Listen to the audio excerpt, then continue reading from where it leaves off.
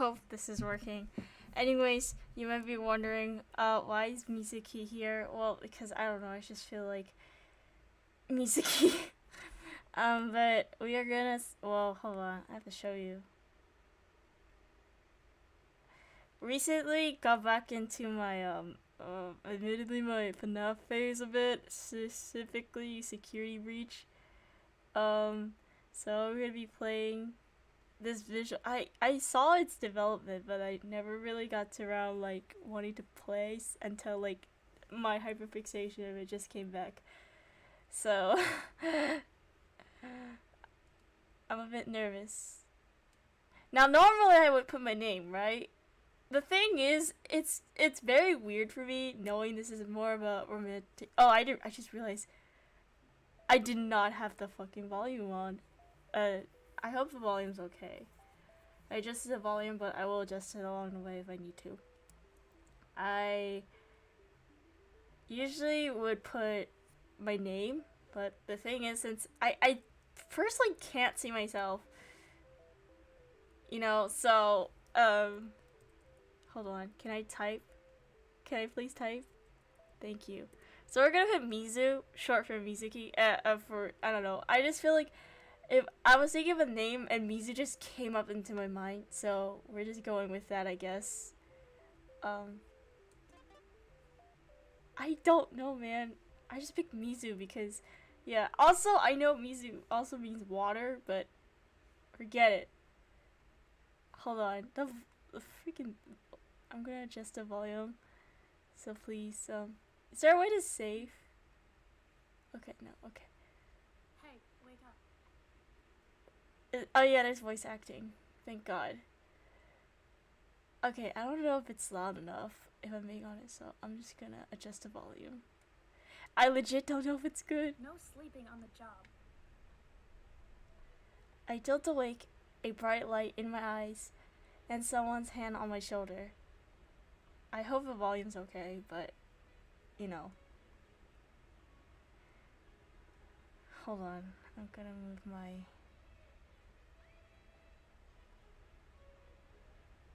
Well, okay, that's as good as it goes. Wait, it should be more logical if I put it on the other side. Oh well. But it just looks weird. While I blocked it out with my arm, Vanessa finally turns off her flashlight and lightly scoffs in annoyance. How long was I asleep at this table? Lowering my arm, I have a small toolbox in front of me, and my phone is resting where I had my head laid. Also, I'm going in with no like expectations. I literally don't know what to expect. Okay, I read the summary and I feel like it was enough. Its shape is probably printed onto my face right now. Good lord. When was the last time you slept? Forever ago.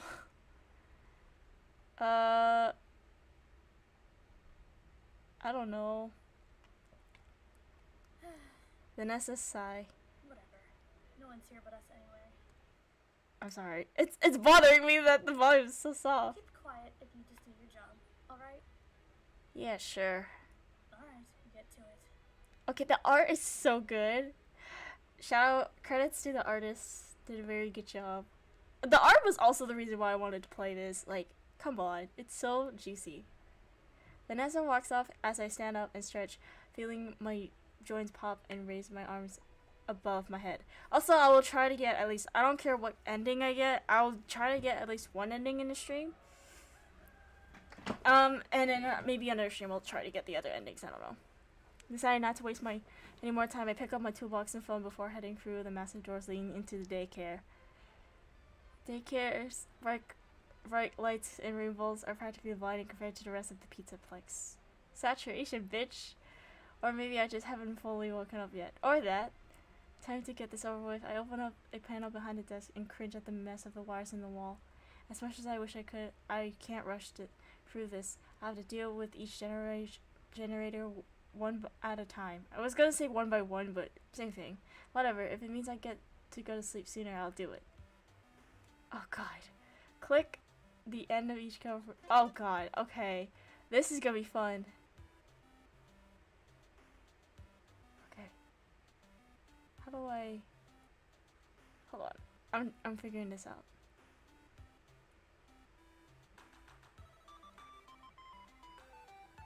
Okay, the music is so good. Hold on, how am I gonna do this?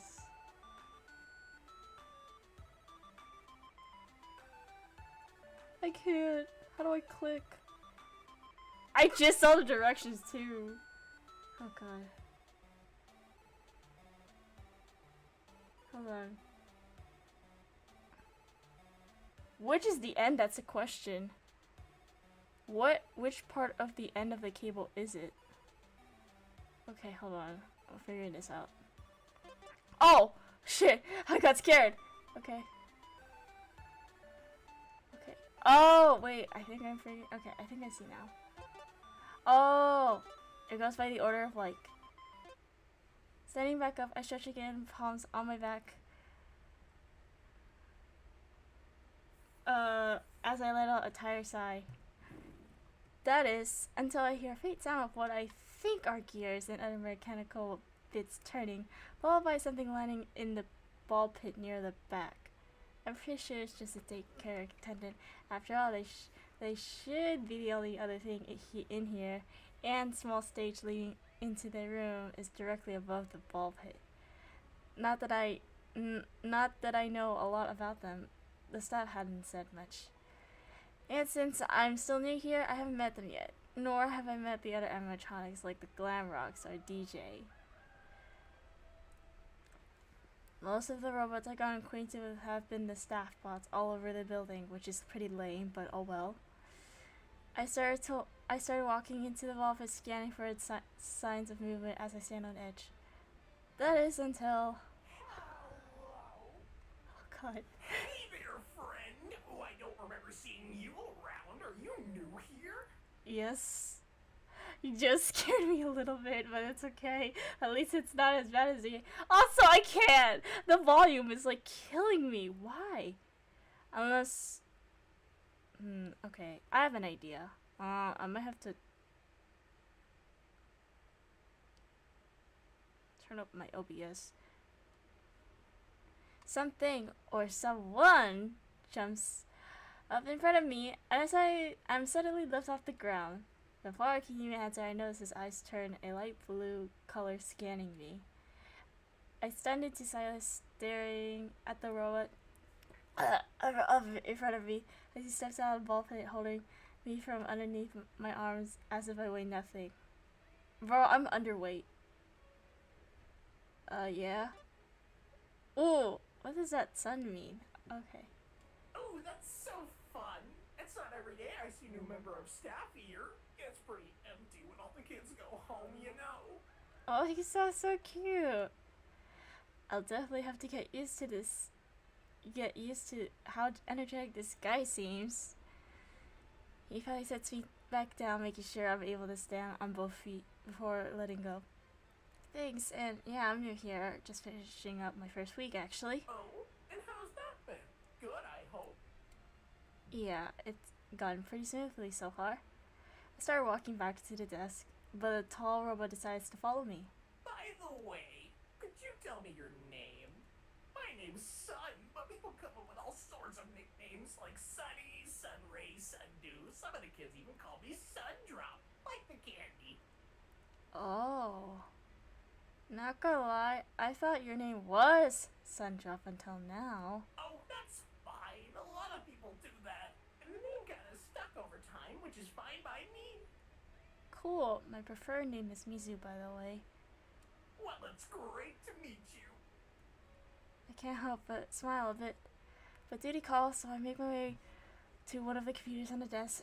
I can faintly see his face reflected on the screen as he watches what I'm doing. What you need the light off for? I have to test all the generators in here to make sure they're working. Whoever messed with them last time left them a mess, so I have to do it one at a time. One at a time. I can't speak. Consider how worried he's been so hard. Just to show that it tells me something's up. Oh, definitely. Bro, I can't! I can't with the freaking... I'm turning up the volume really high. Okay. I am sorry for keep adjusting the volume like every 2 seconds. I'm just trying to find a setting that fits best for me. So...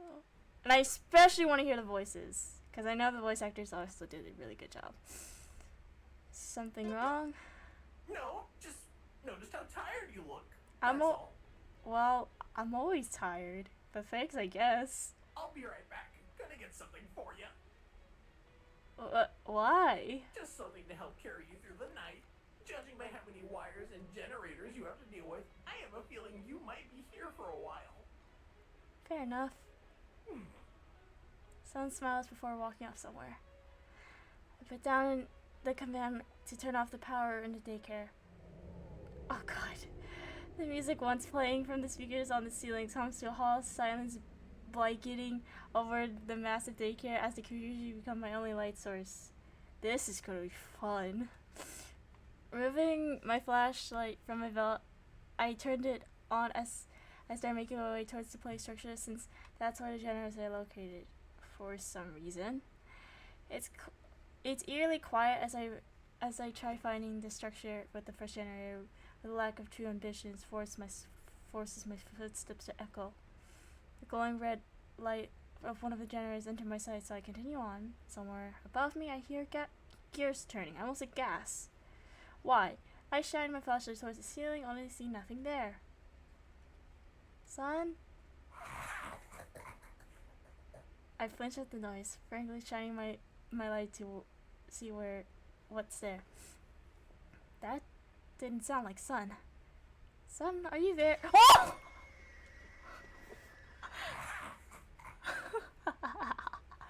Oh my god, I actually got jump scared. And the artist go, oh my god, the way they draw Moon. I feel like a lot of artists draw Moon so differently, and it's always so crunchy. I dropped my flashlight and I'm sitting down on the ground after stumbling back from being startled. Oh hell yeah, I was startled. In front of me is a robot I've seen on the Moondrop posters, giggling hysterically. He seemed proud of himself. I sighed, pick up my flashlight, and get back up to continue what I was doing. Well, if I wasn't awake before, I definitely am now. He probably stops laughing after I said that. He makes a noise that sounds like he's clearing his throat before he starts to follow me. Sorry for the scare.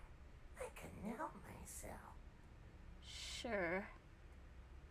I take the first path into this play structure I see, hoping to find the first generator sooner rather than later.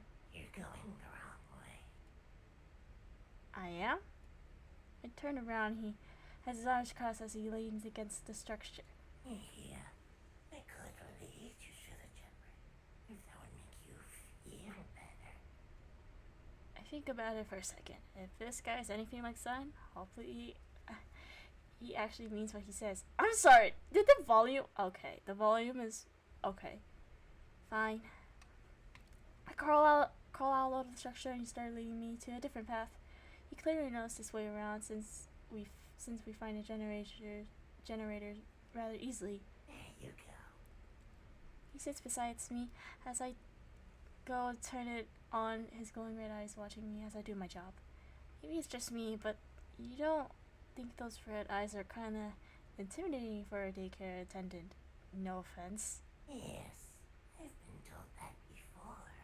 It was a bug that made them look like this. But that's been resolved. The red eyes stuck, but they're not hurting anyone. Fair enough. Red eyes does kind of look cool with the blue and white. Hold on, give me a second. I need to...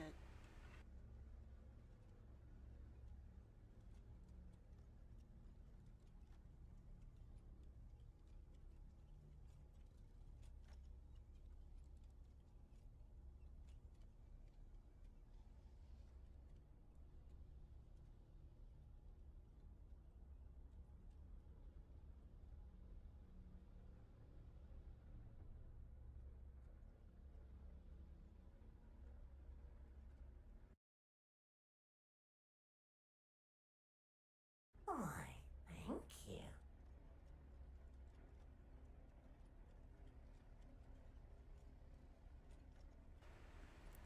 I roll my eyes, a faint smile on my face.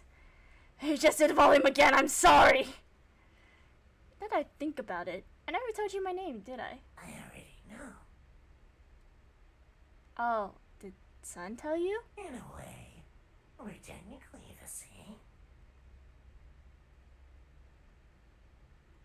You two do look similar. Yes, but that's not all of it. We're two different people, but we share the same body. Which means I could see and hear everything happening while you and Sunny met. Whoa! So does that mean Sun can still see and hear too? Yes, of course. He says hello. Hello. Dude! Wait, is there a way to like, take the dialogue works out? Anyways. Oh, this is so beautiful. Can we take a moment to appreciate the artwork real quick? Like, come on. It's so... it's big.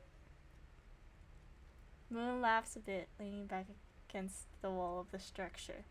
I do think you should continue with that job of yours, though. Right. On it. Focusing back on the generator, I flip the switch and watch as the red light on the device turns green. Looks like that works. I flip it again before making my way back out of structure, and I hear Moon following close behind. Standing straight, I attach my flashlight to my belt before stretching my arms above my head. I sigh, arms dropping back to my sides. As I go turn the lights on from the desk. I hear the lights turn back on and the music of the daycare starts playing as I turn and flinch at the sight of Sun already there, smiling brightly. Hello again. Hey, so you two switch out whenever you need to? No, it depends on whether the lights are on or not. I'm in charge when the lights are on, and Moody's in charge when they're off. I still don't like that he decided to scare you, though. I mean, it's more like he startled me, not really scared me, so... Weirdly enough, the sight of him irritated with his arms crossed is weirdly endearing. It is! I can see it. Hey, don't worry about that. I'm over it. It only just startled me, so... Sun just pouts, turning his head away from me. I smile at the sight. Why do you keep the generators in there anyways? Don't you think it would be kinda dangerous to keep the generators in a place where kids would be playing in? Oh, well, that's just a temporary thing. They've kind of been out of commission, so thankfully they couldn't hurt anyone anyway. And when exactly are these things getting moved? Sun looks like he's about to respond, but goes silent for a minute. I can literally hear the gears turning in his head. He just shrugs. Well, isn't that reassuring? I turn back to the desk so I can keep track of my progress. Oh, excuse me. On it is a short checklist to keep track of how each generator is working. Oh, this is so cute! What the fuck? Oh my god! Why are these art so adorable? What the fudge? I start looking around for a pen, and when Sun sticks his hand in front of my face, holding me with a cute dinosaur on it, I actually thought, when I saw like the CG art of it, I actually thought that was I thought that was a candy. And this also reminds me of Orion High School's Tamaki, who has his teddy bear pencil thingy, which is cute. Here you go. I smile at the gesture, taking the pen so I can mark my progress. Thanks. Alright, here we go again. I go back to the cables, sighing at the tangle mess I still have to deal with. Oh god, okay. Which one's at the front first? That's on front?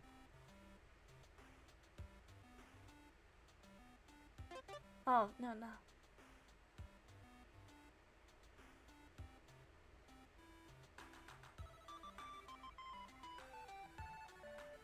Oh, okay, hold on. I see what you...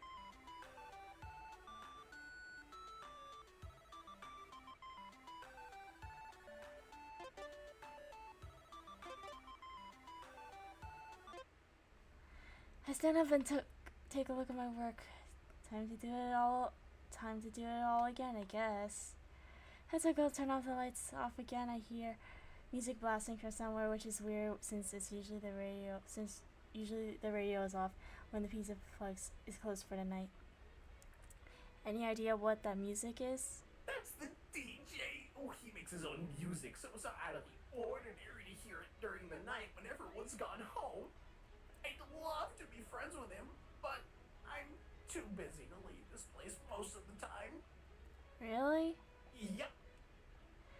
When was the last time you left this place? Okay, well, technically I've never left. That's true. He makes a point. But every hour when the power gets rerouted, Mooney goes on patrol around the Pizzaplex to make sure we don't get any intruders.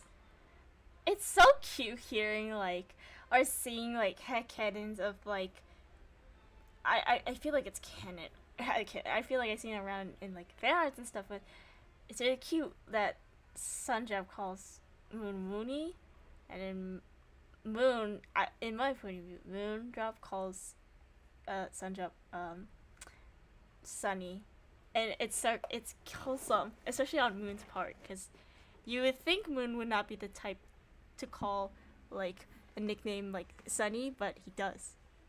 So He says the DJ makes for good company. I rub my eyes, feeling my lack of sleep catching up with me again. The stress of the new job is really taking a toll on my sleep schedule, I think.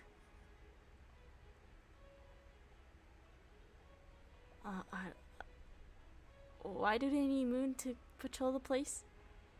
Isn't that what staff bots are for? The staff bots help alert Moon to anything or anyone that shouldn't be there. I let out a yawn as I go back to the computer. That's cool. Switching the lights off, the daycare once again descends into mostly silence. I feel like we're just gonna waste electricity from doing this, if I'm being honest. I hear gears whirling behind me as Moon hums slightly. Still tired? Yeah. I thought so. I hear Moon step away for a minute. Yawning again, I take my flashlight off my belt and start to approach the place structures. Stopping once a few feet away from the desk. See, I'm yawning too. I'm tired too. I wait for Moon to come back, since I have a feeling I'll get lost if he doesn't help me find the other generators. Hearing the sound of gears whirling above me, I point my flashlight towards the ceiling. He's easier to find this time, probably because he's not trying to startle me again. He lowers himself to the floor, a long cable hooked onto his back from the ceiling, so that's how he flies around the place. There you are. Here, take this. He holds out an already open soda can for me to take. A grape flavor, fizzy fast to be specific. Okay, if someone were, I don't care who would it be, whether it be friends, straight or blah blah, I would not take a drink. Okay, I've been hammered into this fact where I'm not supposed to take any drink that's already been opened, because there's a possibility of, you know, someone might put something in the drink. But we can ignore that for Moon. Thanks. But realistically, I would be like, is there anything in this drink that I should, you know, be wary of? I'm getting thirsty now. God damn it. No problem. Sonny meant to get it for you earlier, but I had something different in mind. He has a smug grin on his face. You decided to scare me half to death. Well, more like startle, but that's besides the point. I roll my eyes as I take a long sip of the carbonated heart attack in the can. Wow, interesting wording right there. Come on. Little. Checking the watch on my other hand to see that it's already nearing 1 in the morning. Damn it. For an hour I spent awake, I gone surprisingly little done. What the? Great. You wanna help out with the other generators or what? Moon's expression didn't change. He just stares at me for a moment before speaking. You look exhausted. I am exhausted. Shouldn't you take a break then? I take another sip of the soda, raising an eyebrow. And do what exactly? Well, I have my hourly patrol to take care of. You could always tag along. You know what? Yeah, sure. You know what? Yeah, sure. Why not? Just as long as Vanessa doesn't see me, I guess. Moon's smiles grew ever so slightly at my statement, but it seems like more of a genuine smile than his gremlin look from earlier. I doubt that'll happen. The pizza place is a big place, so the chances of her running into us are rather small. I know, but still. We don't want to risk it. Trust me, it won't happen. I mean, I am risking it, but with Moon around, I don't think it. I think it'd be worth it. Besides, you need to take it easy for a while. You look like you're ready to pass out. I'd love to, if I didn't have a job to do. The cable is still attached to his back. Moon hovers ever so slightly above the ground before approaching me. Not right now, you don't. Without another word, Moon wraps his round around my torso before the cable lifts him up at least 40 feet above the ground. I don't know how tall that is. Holy... I panic. I cling into him as I stare at the ground far beneath us. Behind us is not the right term. Moon doesn't seem to react, simply navigating through the air, carrying me with him. Don't worry, I won't drop you. You better not. Moon clearly knows this place like the back of his head, because it only takes a few minutes for us to reach around the... I can't really pronounce that word. Auditum? I'm sorry. I'm so bad. With the giant holograms of the glam rock still active despite the pizza plex being closed for the night. I'm gonna get a drink. Hold on.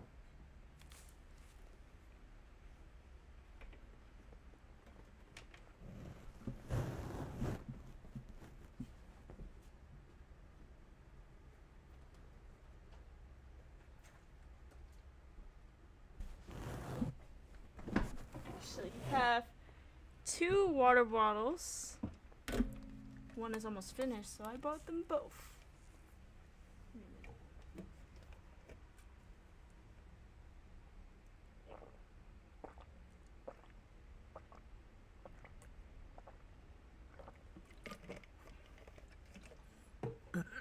Excuse me. Drinking water ASMR. Just kidding. We pass over a few security bots who paid us no mind. Occasionally one will look up at us and then continue doing the same blank expression as every other bot. Oh, excuse me. Should I get used to being so high off the ground? Moon says nothing as he scans the area for intruders. Thankfully seeing nothing out of the ordinary. Moon lands on a railing on the 3rd floor of the auditorium. I hate that I can't pronounce such words because, like, I've been taught to sound it out, and even when I do sound it out, it just doesn't make sense. You know what I mean? Like, English is a weird language. Likely to change directions and head somewhere else. That is until an alarm starts blasting from one of the speakers and he suddenly turns to look in a different direction. Hopping off the railing, Moon sets me down before hovering off the ground again. Stay here. One of the staff bots alerted me to an intruder. Before I can get another word in, Moon leaves, pushing off the rail to give himself a boost as he flies off. Sighing, I look up when I see another staff bot looking at me, seemingly confused. Just guessing by the way it tilts its head when it sees me, it's hard to tell what these guys are thinking when they basically can't emote.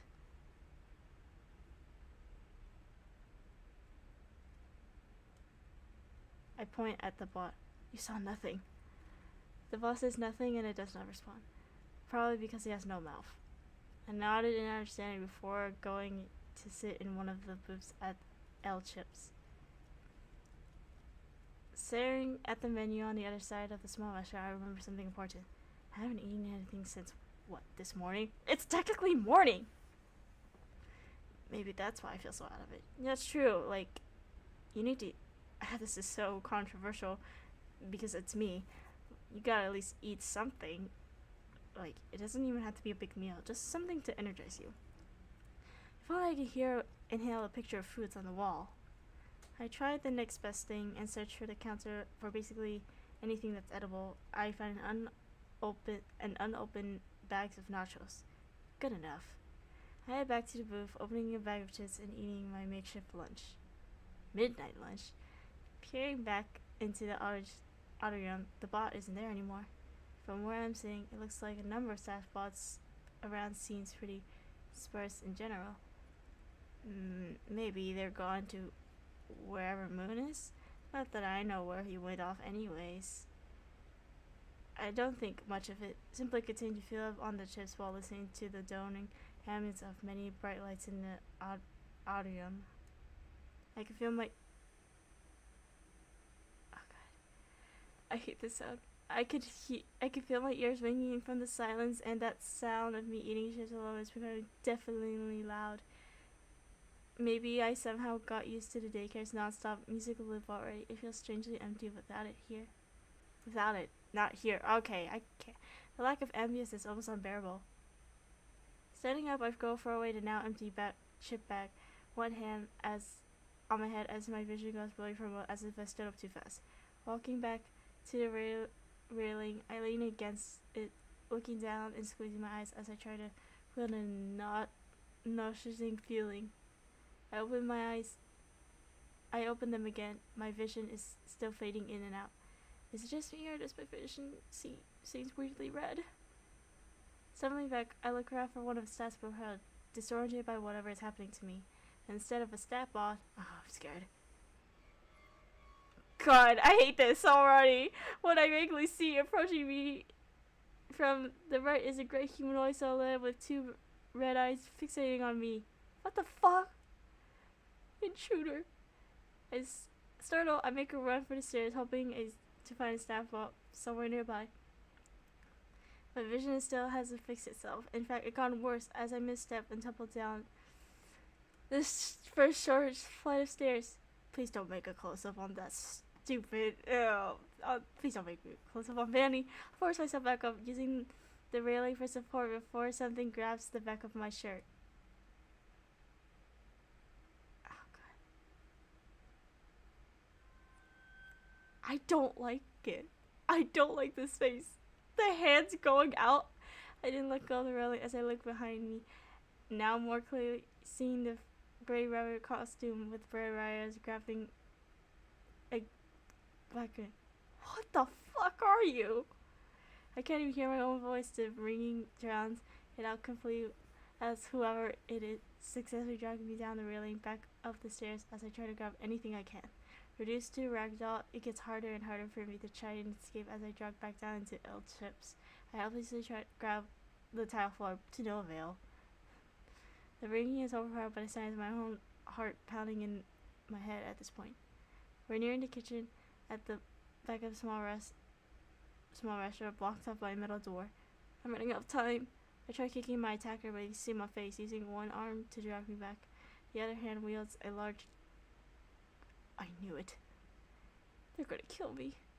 They're gonna drag me into the kitchen and unalive me. Where's Vanessa? Does she know what's happening? Will she be able to find us? Will I be dead and buried before anyone knew I was gone? I'm just barely able to cling onto the corner of the counter, trying to buy whatever time I can. I try calling for someone, anyone to help, unsure if I can even be heard as my grip on the counter starts to slip. God, it's the sound effects. My attacker has both hands on the back of my shirt is pulling hard. One of my hands slips from the counter. I can't hang on much longer. I'm gonna die. I can't yet. I don't. Mom, please help. Why did I switch up the order? It doesn't matter. My hand slips from the counter as I'm dragged back. I'm practically clawing at the floor, but the concentrator yanked me back before pushing the door away and throwing me in. There's no lights in here. I'm almost completely jammed in darkness as I land on the cold tile floor, safe small bee light coming on beyond the door. God, I don't like this. Like behind me, I see a bit of light slipping away from the attacker silhouette to emerge in the darkness. The red eye is the only thing I see. And probably the last thing I'll see, which is unpleasant.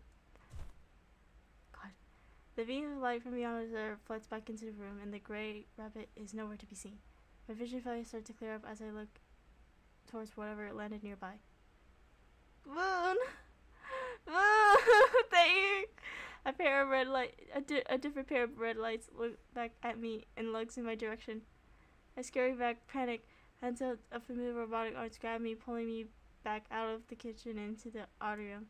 I can finally see clearly, and the ringing noise is completely replaced by my racing heartbeat. I stare out into nothing, even as I'm carried into the air. Flying back into our to the daycare, Moon's grip on me is so strong that he's on the verge of crushing my spine, bruh. He finally starts to slow down as we pass over the daycare wall, the once eerie silence hanging over above us. He makes a smooth landing on the floor, the cable on his back unhooking, reaching back to the ceiling as I'm placed on the ground. He doesn't let go though.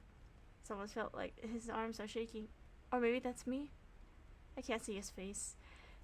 He's slouched in a way where my head is almost resting on his shoulder, and he's staring at the floor. His arms finally loose, as if he let out a relief sigh before letting me go.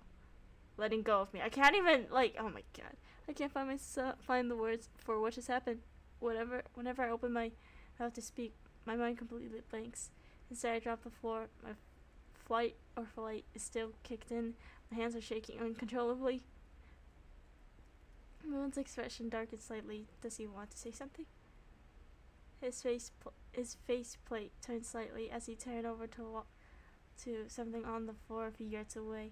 He suddenly picks up and returns it to me. My flashlight. I'm pretty sure I hear his fan veering up as he looks like he's deep in thought. He sits down in front of me, resting his face plate on the palm of my hands. Did she hurt you at all? I fidget with the flashlight a bit. Battery's dead.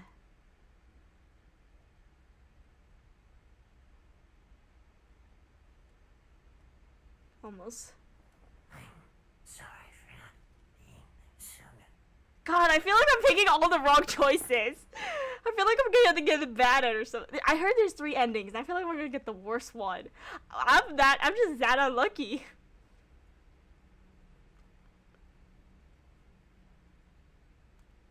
It's fine. You could have died. Well, I didn't. You still showed up quickly enough that it didn't happen, so... Barely. Why do you care so much anyways? I basically just got here, and, well, you barely know me. This is my job. I don't just look after the kids. Everyone that steps into the building is my responsibility. And that includes you. Moon steadily gets back up and walks over to the massive doors behind the desk. Where are you going? Locking this place up. Whoever attacked you is still in the building. I can't leave you alone here to go deal with it. And bringing you with me is too risky. I watch as Moon moves various objects in front of the door, from desk chairs to smaller play structures, basically anything decently heavy enough to barricade the door. Through the door? God. Can't you just lock it? Already did. But I'm not taking any chances. He has a point. Eventually, I'm able to stand up again and go over to the charging dock by the desk to recharge my flashlight. I'm guessing you'd rather get out of your suit than later, right?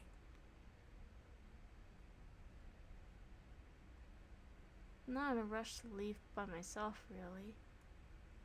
I live alone, so... Oh, still, you can't stay here forever. Well, if you want to keep going with the generators, just say the word. Right. I remove my flashlight from the charging dock, making sure it works. I turn it on and point at the structures. Shall we? Moon nods, and we waste no time to find the next generator. Thankfully, it works just fine now. With that over, we go back to the desk to turn all the lights back on. Speaking of, I wonder how Sun is taking all this. Moon did say the Moon did say they can both see and hear everything happening, even if they're not the one piloting the robot body. I hate speaking so much, but this is good practice for me, I guess. I catch a glimpse of the time as I turn the lights back on. 2 a.m. The daycare slowly lit up, and as usual, the music comes back on.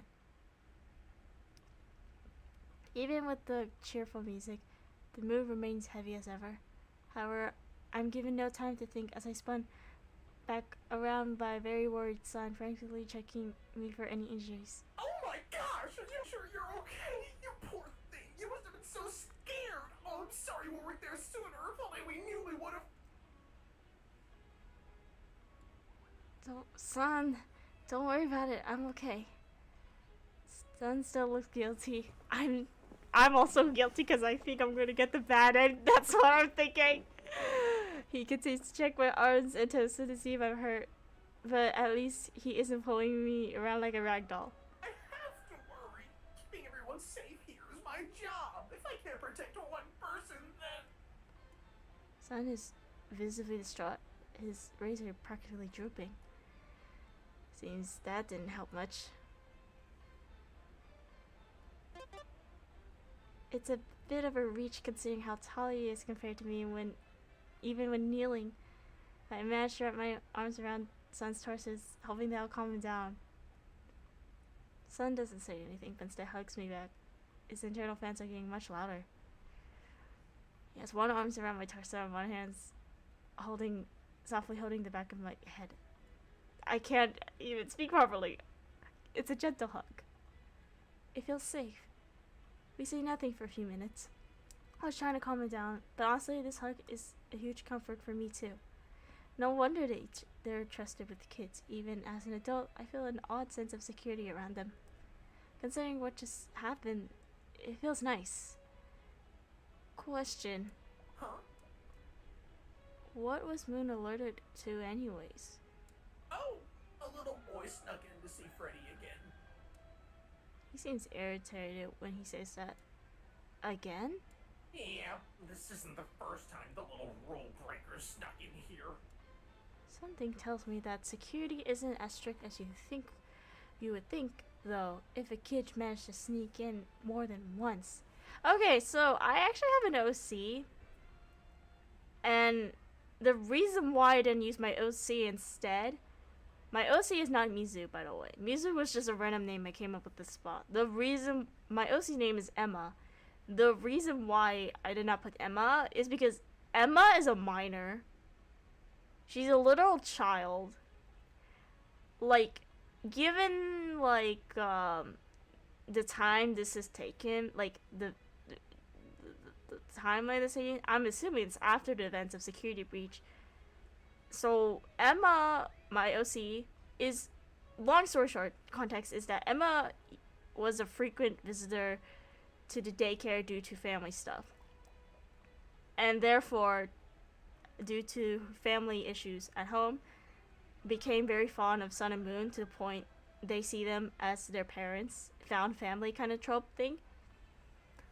And so, eventually they were forced to stop coming to the daycare due to family stuff that I will not explain. Partially because it's like spoilers, and also I just like to keep it under wraps, and also because I haven't figured that part out. Eventually, Emma does kind of had an argument with one of their parents, and basically ran away from home. And what was the first place they thought of going after running away? Freaking Pizzaplex, the daycare. So yeah, some side notes is that Emma is. I don't know how old Gregory is in the game. My headcanon, he's like 8 or something, 8 or 9. I want to note that Emma is canonly older than Gregory, at least by a year or two. And so, yeah. So yeah, the reason why I did not put my OC is because my OC is a fucking minor. That's like the big reason. That's like a like if I don't plan on posting too much content of them with Sun and Moon, mainly because I want to like hammer into people's head to be like, this is like covering like found family trope. I love found family tropes, and I can dive into it, but we're getting sidetracked here. So my headcanon is the pro tag here, Mizu. The temporary name will be Mizu. I was actually coming up with the concept that Mizu could probably be Emma's like dad. Mizu is Emma's dad's cousin or something like that, but whatever. But if he just wants to see Freddy, then I don't really see a problem with it. It's not like the kid's hurting anyone, and I doubt Freddy's gonna let him get into trouble. He seems almost playfully bitter. What did this kid even do? Maybe I should ask later though. I have to keep going with the stupid generators. I don't get very far though, before I'm suddenly picked up by Sun. Where are we going? Sun managed to carry me with one arm, using the other to move various other objects in front of the massive door. What the? Making sure no one's getting in here. Can't you put me down though? No. After all that, there's no way I can leave you on your own now. What if that person finds you here and we're not around? Sun, we're in the same room. If that person somehow managed to get in, I'm pretty sure you would notice. Sun, looking up at Sun's face, I noticed the long cable lure from the ceiling and hook onto Sun's back. Okay, I've seen many headcanons that Moon was often one, but Sun barely gets to do that. There is this like video of like those like Ask Sun and Moon video. I'm pretty sure you guys know which one I'm talking about. It's pretty iconic. Where it's headcanon that Sun can basically fly, quote unquote, fly around with the cable on his back. It's just that one, he just prefers staying down on the ground with the kids, but the main reason is that he gets tangled up easily, which I find pretty cute. So You heard Moon. We're not taking any chances. why, sis? I'm so good. What the fudge? I just want to shake his shoulder and be like, why are you so pretty? We're suddenly jerked upwards. I'm lifted into the air along with Sung. I'd be much faster and more recklessly than Moon. Maybe that's why Moon is often trusted to be flying around with a dang cable. Hey, at least let me call Vanessa first. I don't think she even knows about the freak since the Stavros didn't react at all. Oh, gosh, you're right. Okay, but we're making it quick. Sure thing. Sun suddenly changed directions in the air as we started heading back towards the desk. However, I think Sun tried dropping from this height way too early as we basically started free falling towards the ball pit. Oh shit! Huh? I am just barely able to grab onto Sun before gravity takes me. We both tangle on the cable though. Once again, we stunned to Sun. Why did I tell you? Sun is the type to get kind of well, not messy, but you know what I mean? Just when I thought things are freaking calming down, my heart feels like it's running a minute mile from the air line, and Sun's interpreters are freaking out full blast! I cling on to Sun for dear life as we're slowly lowering into the ball pit. Dusting my chest with one hand over my racing car, I'm able to get out of the tangled mess pretty easily. Sun is clear having a harder time, just trashing out into the tiny tangled cable. Okay, yeah. Sun, chill out. Let me get you out of that first. No thanks. I'm fine. I can get out myself. I sigh, standing in silence for about a minute as Sun fails to get out himself. Sun suddenly stops, his faceplate drooping into Pete. Do you want my help now? Fine. Alright then, hold still for a second. Getting out of the cable isn't hard. Once I'm done, I unhook the cable from his back and let it retreat back to the ceiling. I gave Sun a minute before I decided to speak again. You want to get out of the ball pit now? Yeah. I can't tell if he's upset or embarrassed of what just happened as we exit the ball pit and make the walk back to the desk. That's kind of why I don't use the cable, funnily enough. I usually just leave it to Moon. Why did you do it earlier though, if you knew? Whatever. Oh, really? Actually, I kind of get it now. Not to diss you or anything, but Moon seems to know what he's doing. I think. Yep, he has a lot more time to practice because of patrols, plus being active whenever the kids are sleeping. So he doesn't go free falling and end up tangled in the cable? Well, no, but I could do it just as well.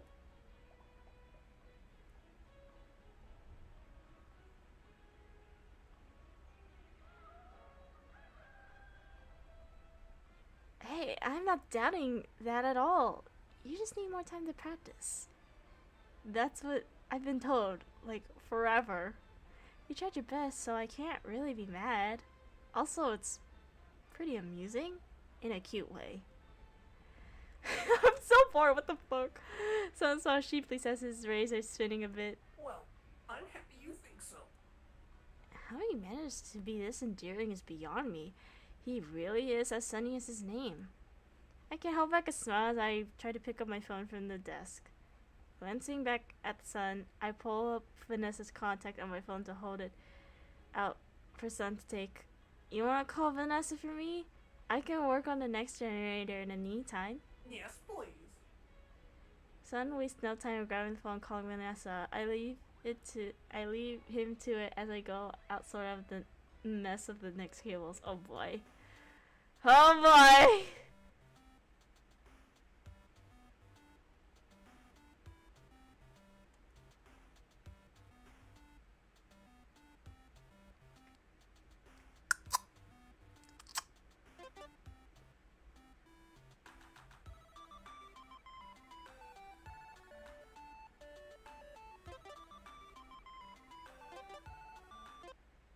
Standing up straight, I stretch my arms over my head as I glance back at Sun on the phone. He has a device in front of him, probably on speaker mode, and he seems concerned. Not that I was really paying attention to what he was doing just now. There's no need for that. I'm sure you'll see what I mean if you look at the cameras. Maybe not right now, but whenever you have the time. He's waving his other hand in front of him nervously. His wrist has shrunk a bit. What did Vanessa say to him? I almost said Sans. Holy shit. Sun glanced over at me for a moment before Vanessa starts talking again. Speaking. He sets his attention back on the phone. If something really did happen, the staff bots would have let me know. But what if they don't? That shouldn't be possible. I'd believe it if it was just one bot, but there's no way that many of them would just stop working out of nowhere. Well, what if they didn't think the person was dangerous? Son, that's not possible. They're supposed to go off if they see someone that shouldn't be here. Look, I don't want to completely rule out what you're saying, but what you're telling me just doesn't add up. I'll ask him about it later. I have to go check on the kid again. Before Sun can respond, Vanessa hangs out his arms droop in defeat as I make my way over him. He hands back the phone. You okay? Sun forces a smile and waves his hands in front of him nonchalantly. Yeah, fine. Just worried. Yeah, no kidding. She thought it was this weird bug we had a while back, that maybe it was making me see things that weren't there. A bug? It's a long story, but she thought maybe I was hallucinating a rabbit we used to have here, when I told her the person was dressed like a rabbit. What? Yep, I tried telling her that it was real, since you were there, and... There used to be a rabbit here? yeah. I don't know much about him other than his name was Bonnie. He was one of the Glamrocks. Huh. Yeah, the others don't really like to talk about it, so... It's funny because Bonnie used to be my fave before Sun and Moon came in and swooped him out of competition. I'm guessing there's something else we can ask Vanessa about later? Maybe. Remember what I'm supposed to be doing. I put my phone back in my pocket and go to the computer to shut off the lights for the third damn time. Halfway there. Glancing at the digital clock in the corner of the screen, I keep a mental note of the time. 3 fucking a.m. I sigh, not wasting any more time in turning the lights off, watching the moon. The room dims around me, and my only light source are the screens and a little charging station on the wall. Yawning, I step back from the computer. I know I have to hurry and get this done, but now my outline is starting to wear off. I don't know if I can. I sigh and glance back at Moon, who's giving me a knowing look. Feeling tired again. Yeah. Probably a mix of adrenaline and sugar starting to wear off, I think. Maybe I was hallucinating the rabbit after all. I smile slightly at my joke. Moon, however, seems less than amused, giving me a deadpan stare. I clear my throat, reading the room and taking my flashlight back out. I take my flashlight back out and make my way a few steps past the desk. However, when I look back at Moon, I notice the cable lowering behind him. He points a finger at me. He hovers, lowering the ground. Stay there. I'll be right back. With that, he leaves the cable, allowing him to maneuver over the barriers of the daycare and disappears. Shrugging and lowering my flashlight, I stay put. Not like I was going anywhere anyways. I heard noise. It was my dad. Eventually, I decide to sit on the floor with my legs crossed and chin resting on my palm. Since I have nothing better to do, I look around at my surroundings. Several towers are stacked, foam cans, the sparkling floor, large amounts of cutouts of the glam rock animatronics decorated the place. For a place that's full of kids during the day, it's weirdly organized. Probably because of Sun. He did say he never left this place. I can imagine keeping it look nice is a big reason why. I can't help but feel kind of bad though. Sun and Moon's entire lives are in this daycare. I know they have each other, but I can't imagine spending all my time in such a small area. My train of thought is cut off when a pair of red lights peers at me beyond the barrier. I sigh, pushing myself back up. There you are, Moon. Are we gonna... I knew it was not Moon! God damn it! A loud ring hits my ears. I jump, dropping my flashlight. What? Covering one of my ears with one hand, I try to pick it back up.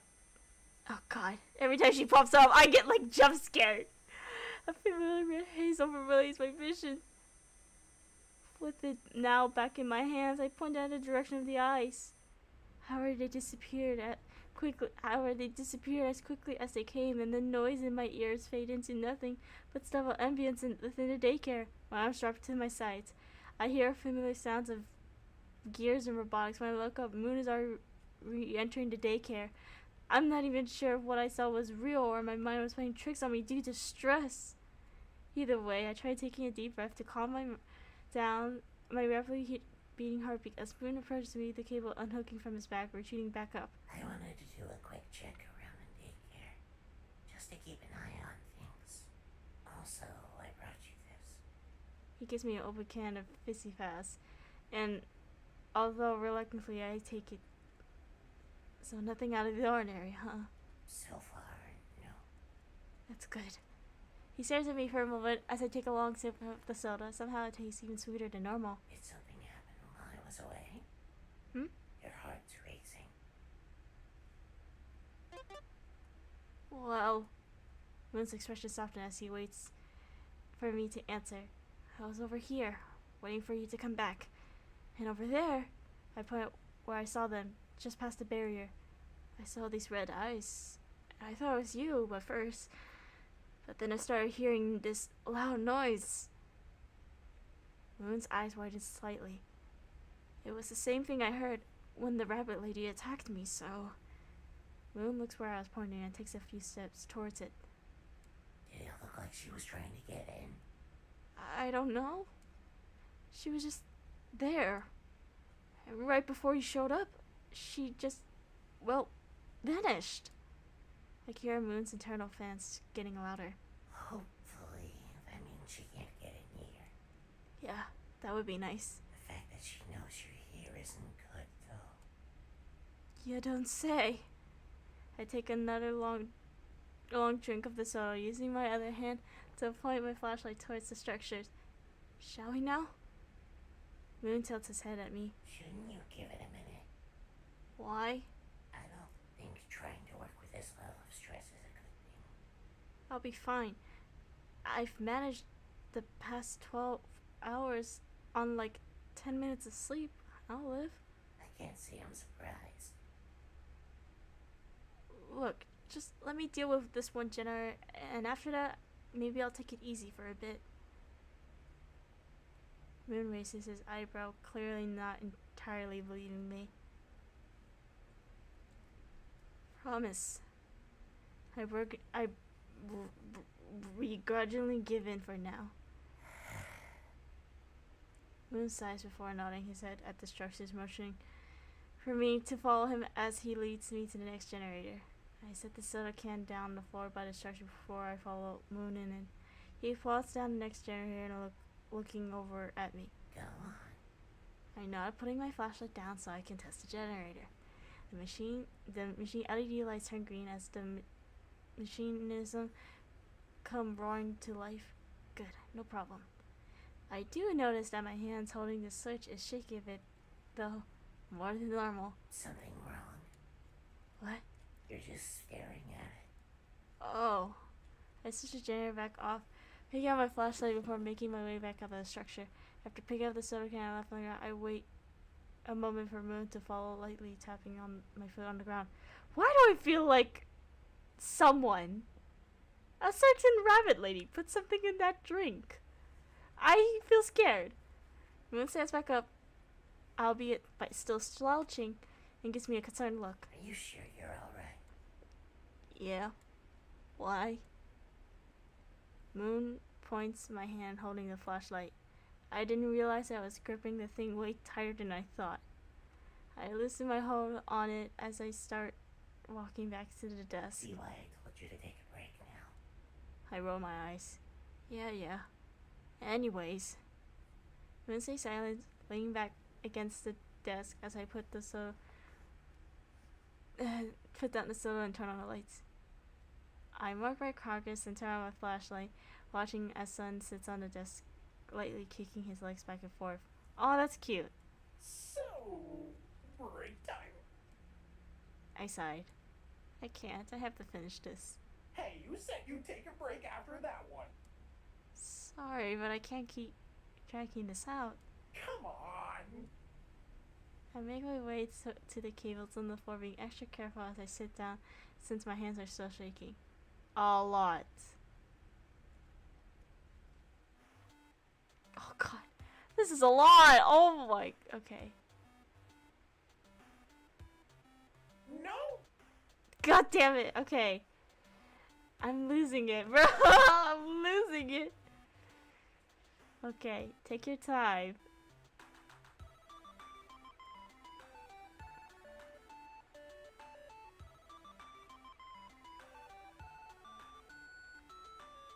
You're shaking. It's not safe to do that now.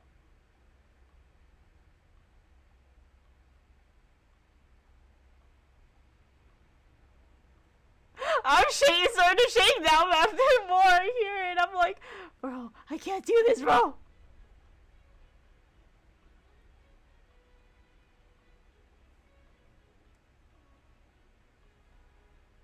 I feel like I'm doing something wrong, and I don't know what it is, bro. Okay, maybe I put some sugar in the drink. I thought it would help. I don't know what you're saying. This looks so overwhelming to me. Oh, hey, Dark. Welcome to today's stream. We're just playing this visual novel. I love visual novels. I think this is probably my first time playing one. And it's very funny because I'm aromantic, but I don't care. I'm doing this for fun. What am I doing? I legit don't know what I'm doing, bro. I'm just going. I'm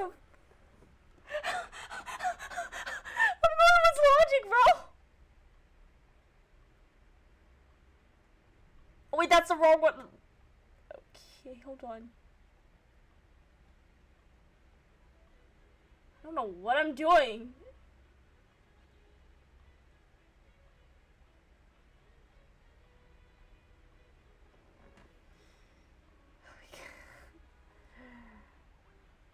I know I messed up, but messing with cables and machines with shaky hands isn't safe.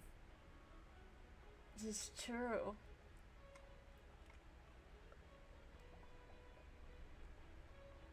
Hold on. I'm moving my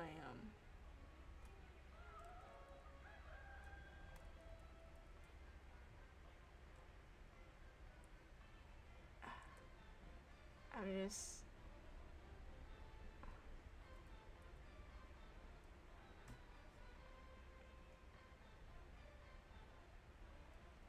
I was gonna ask what the premise of the puzzle is, but I'm not even sure if you know. I do know what it is. So basically, I was supposed to click at one of the end of the cables to connect it. Kind of like, think like Among Us. And I'm doing that, but I'm guessing because my hands are shaky, I can't do it. Which is true, because, like, can you really focus with shaky hands? I don't think so.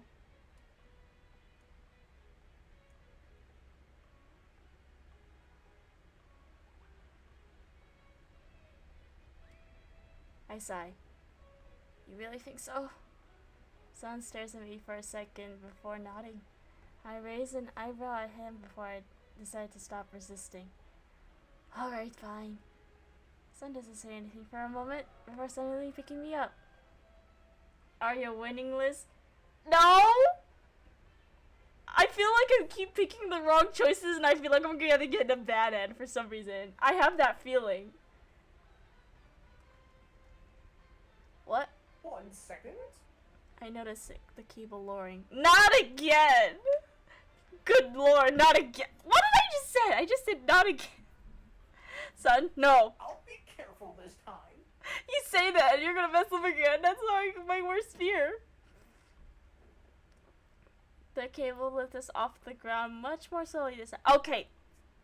Thank God more slowly, because it's better to do it slowly. Okay, he isn't messing around this time. Since he's not rushing, the ride isn't nearly as reckless. We're only in air for a few moments before Sun steps into the small balcony that leads into his room. Okay, why are we here? Just a precaution, that's all. Sure. I said it before I even, like, clicked on the next step. What is that with me? Taking a good look at the room behind us, it feels oddly lonely compared to the daycare. There's a small staircase leading into the space, which is only faintly illuminated by the bright fluorescent light behind us. Excuse me. There's some fairy lights strung to the wall, but several bulbs are broken or dim. Read your mind? Yeah.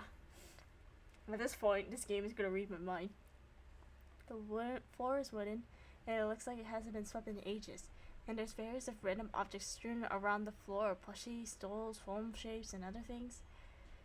In the corner next to the small chair is a broken staff ball and its body mangled and its head ripped off. Why do you have that? I hear Sun give a nervous chuckle. He must be staring at his, well, less than colorful living space. Welcome to my room. Well, for someone so happy, this place feels sad. I don't mean that as an insult or anything. Just the vibe I'm getting. No, I get that. Normally we don't get visitors, and we're so busy that we never really considered it. Can I be in charge of decorating your room? I am the master of daydreaming of my dream room. Make a bajillion of Pinterest board, save a bajillion of pins on my Pinterest to get inspo off. Let me be your freaking like director or something to organize your room and make your room a happy place. I actually have an idea. Okay, you weren't there when I was talking about my OC, Emma. This is actually the first time I ever mentioned Emma ever, because I never really share Emma that much on anything. Long story short, Emma's my like OC for security breach, and is essentially kind of like Sun and Moon's unofficial adopted child.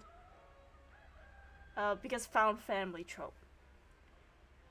And I'm working on a few AUs. One of the AUs is basically them taking Sun/Moon home. And basically they're like, okay, here, you live in this room. I'm gonna be one decorating your room, by the way, because your room at the daycare sucks. Or something like that. I don't know. Huh? Well, Sun goes and pops against a single beanbag chair in the corner of the room. whatever you want to do up here, feel free. Okay. I look around a bit, seeing if anything particular catches my eye. One corner is covered with various drawings, most likely from kids Sun and Moon look after on a daily basis. There's also a few messy ragdolls and other little things made to look like them, neatly placed on the small table. Excuse me. In another corner, what appears to be a hole in the wall leads to another room. My eyes land on Sun again. Why is the art so... Hold on. I need to... Hold on.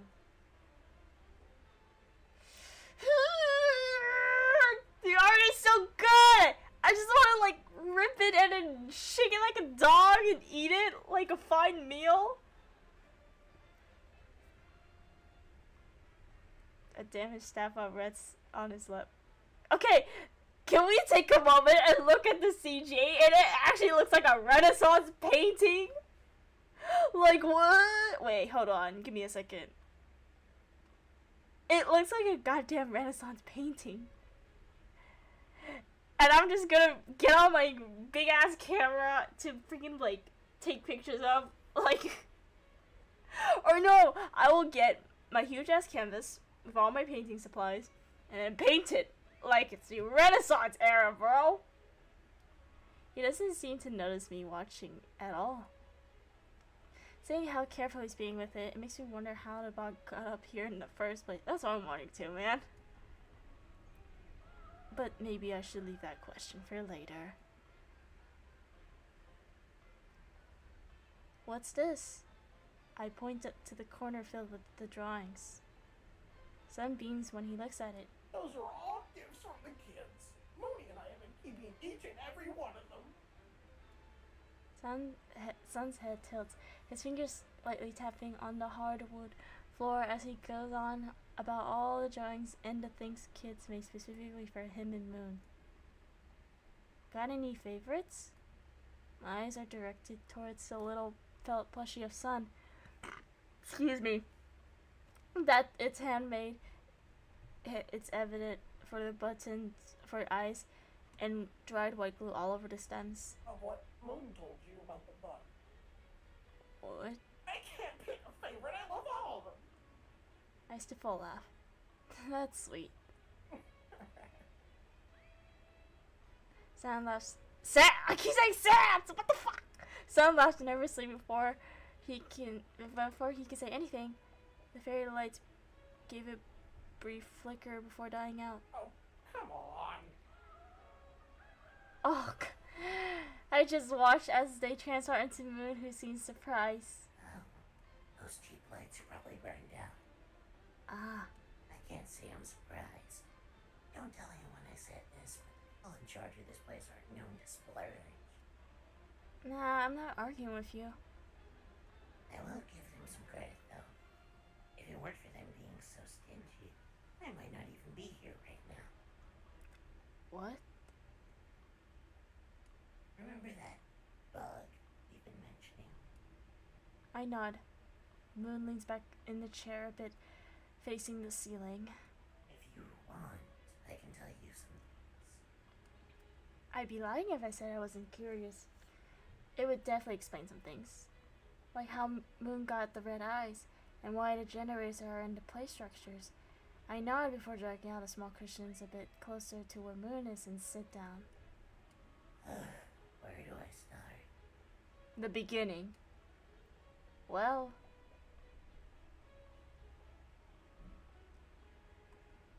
how exactly did you deal with that bug?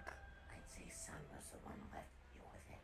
The lights in here we kept on at all times, meaning Sunny was always active.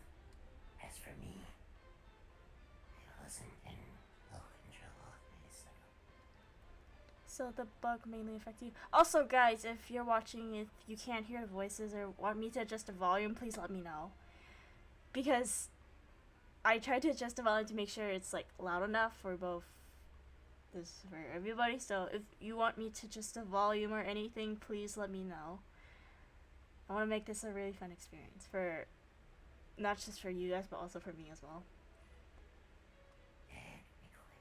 However, I would be lying if I said Sun wasn't affected at all. While the staff was using the generators to deal with me, Sun was left on his own for a while. I won't go into detail, but I can't imagine what it felt like for him. Sun would go weeks without seeing anyone, while still having me to deal with. This is fine. I'm locking in right now. Okay, good. But still, if there's any adjustments you want me to make, yeah. Okay, thank you guys. But still, if there is like any like parts you want me to make it louder off at any time, just let me know. So I'm assuming so far is good, so that's good. But if there's any parts you want me to adjust in maybe like in a bit or anything, just let me know. Like his eyes. I can't. He sighs, arms spreading out on the floor as he stares at the ceiling. I should have fought against the bug harder than I did. Well, that certainly clears some things up. But that still doesn't answer everything. I still have no idea I can't even speak. I still have no idea what exactly the bug did to Moon, but from what I can tell, it sounds pretty bad. And that and how the bug came about in the first place is still a mystery to me. Maybe now isn't the time to ask. Well, you weren't in control of yourself, right? No, I wasn't, but Then stop being so hard on yourself.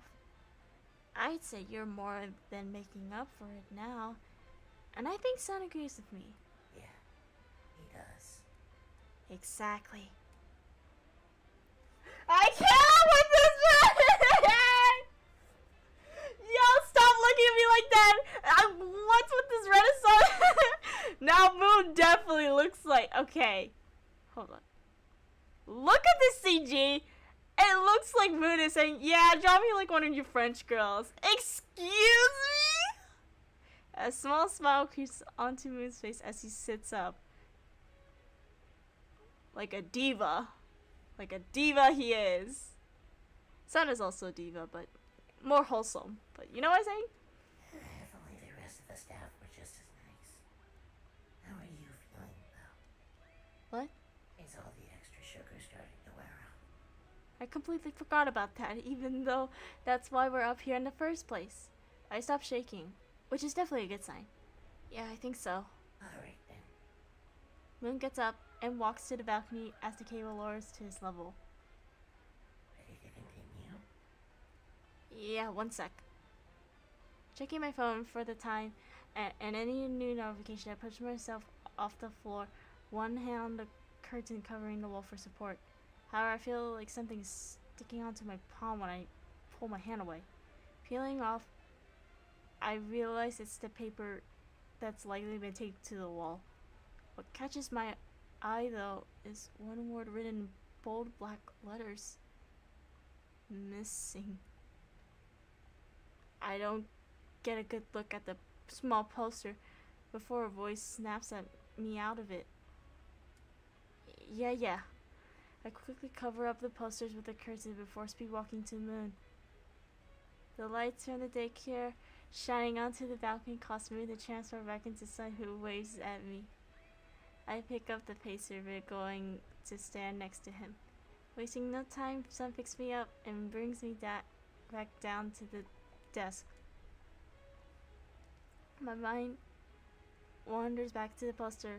The only other detail I got is that the victim is 7 years old. Just a kid. So, what do you think? Huh? Of what Moon told you about the bug?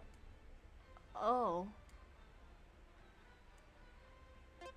I think it must have been really hard for the two of you. I also am enjoying voicing because I personally like voice acting for fun. It would be nice to do small projects. I would like to collaborate with others and do small projects where I voice act, even if it's not like a big role or anything. Because in a way, it's like I get to be a different person and stuff. Voice acting and acting are similar yet kind of different. If that makes sense. So I'm having a lot of fun voice acting.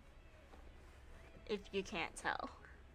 Since Move wasn't in control of himself, and you were basically isolated in here for, what, weeks? Sun sighs as we walk to the desk, unhooking the cable from his back. I don't really like thinking about it, but yeah. It does make me appreciate how things are now, though. It also makes me appreciate having Mooney around, too. Not having him around for that long was not fun. I shrug. Hey, I said you two at least learned something from it. Not that it completely cancels it out, but you know? Sun nods, smiling brightly as usual. I sigh, glancing at the remaining cables. I take my phone out of my pocket and check the time quickly. 5 a.m. I agree, I like voicing characters when I read their lines for fun too, lol. Yeah. Well, I'm officially pulling all-nighter. Nothing I'm unfamiliar with.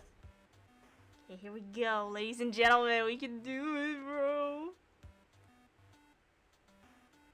Unless I'm pulling out the wrong cable and I'm effed.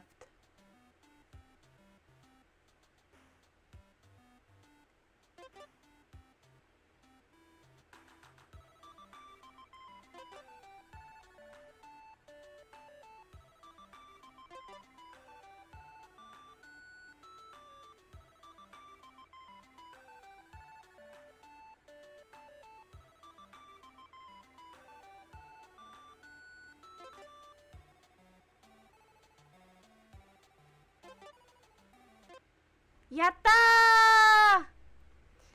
I stay seated on the floor for a minute, stretching my arms above my head as I lay down on the ground. On the cold, hard tiles. Technically it's a ground, but still. Sleeping in that chair definitely didn't do my back any favors. What the fuck is going on? I close my eyes for a minute to block out the fluorescent light pouring into my eyes. Now that it really helps. Hints of orange and yellow managed to break through though. I stay like that for a minute until something blocks out of the light. I'm scared. Oh, thank God! I was gonna be scared! Opening them, I see Sun standing over me, hands on his knees. Are you okay?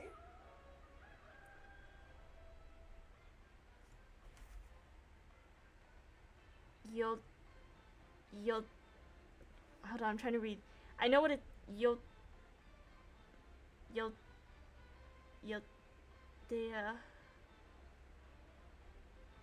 I've never seen that word, and I read Japanese a little. I read hiragana, I read that word, and I feel stupid because I never seen that word ever. I tossed my arm. I tossed the arm over my eyes. Yeah, all good. Need a hand? I hear his footsteps as he moves around me. A good enough sign to peek out from under my arms as any son's giving me out his outstretched hand. Breathing out a laugh, I set my arm beside me and use my other to grab his. He smiles brightly as he pulls me up, putting his other hand on my shoulder for balance. Thanks. No problem.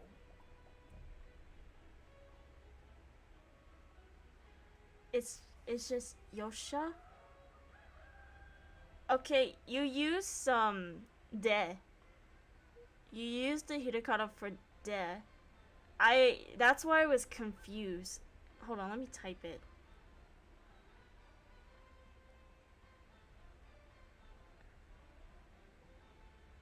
I think this is what's. I'm assuming this is what you were gonna write. I got confused because I have never. The thing was, I never seen like Yoshida. Yeah. So the thing was, you use de and the small ya, which confused me because the only like hiragana I know that uses the small ya, yo, and ye was the the kanji for I mean not the kanji, the hiragana for she, and basically most of the hiraganas with the I at the end, if that makes sense what I'm talking about. And I never seen like it combined with like an ND. I don't know if I'm speaking it right, but I hope you get what I mean. But yeah. Son gives me a pat on the shoulder before starting to walk back to the desk. I'm about to follow him. Oh god. But I stop when I notice something. A few handprints on his back. Oh, okay, thank god. I thought it was something scary or something. Along with bits of what I'm assuming is paint and marker ink. Son? Yes. Is that paint on your back? Oh, that's nothing. You know how kids are. Son laughs bashfully, waving his hand. Well, yeah, I figured. Does the maintenance staff help you with that at least?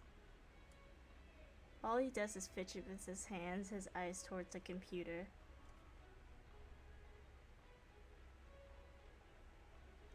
Yeah, kanji is hard. Kanji is just generally hard.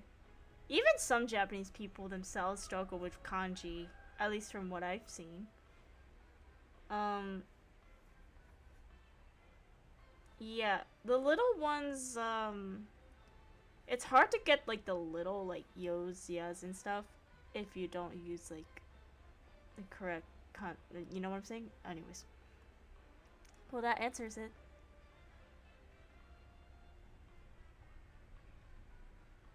Should I ask why, guys? Should I ask why, or...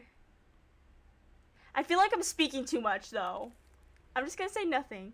I can't think of anything helpful to say. Because I feel like every time I say something, I feel like it gets worse. So I'm just gonna say nothing.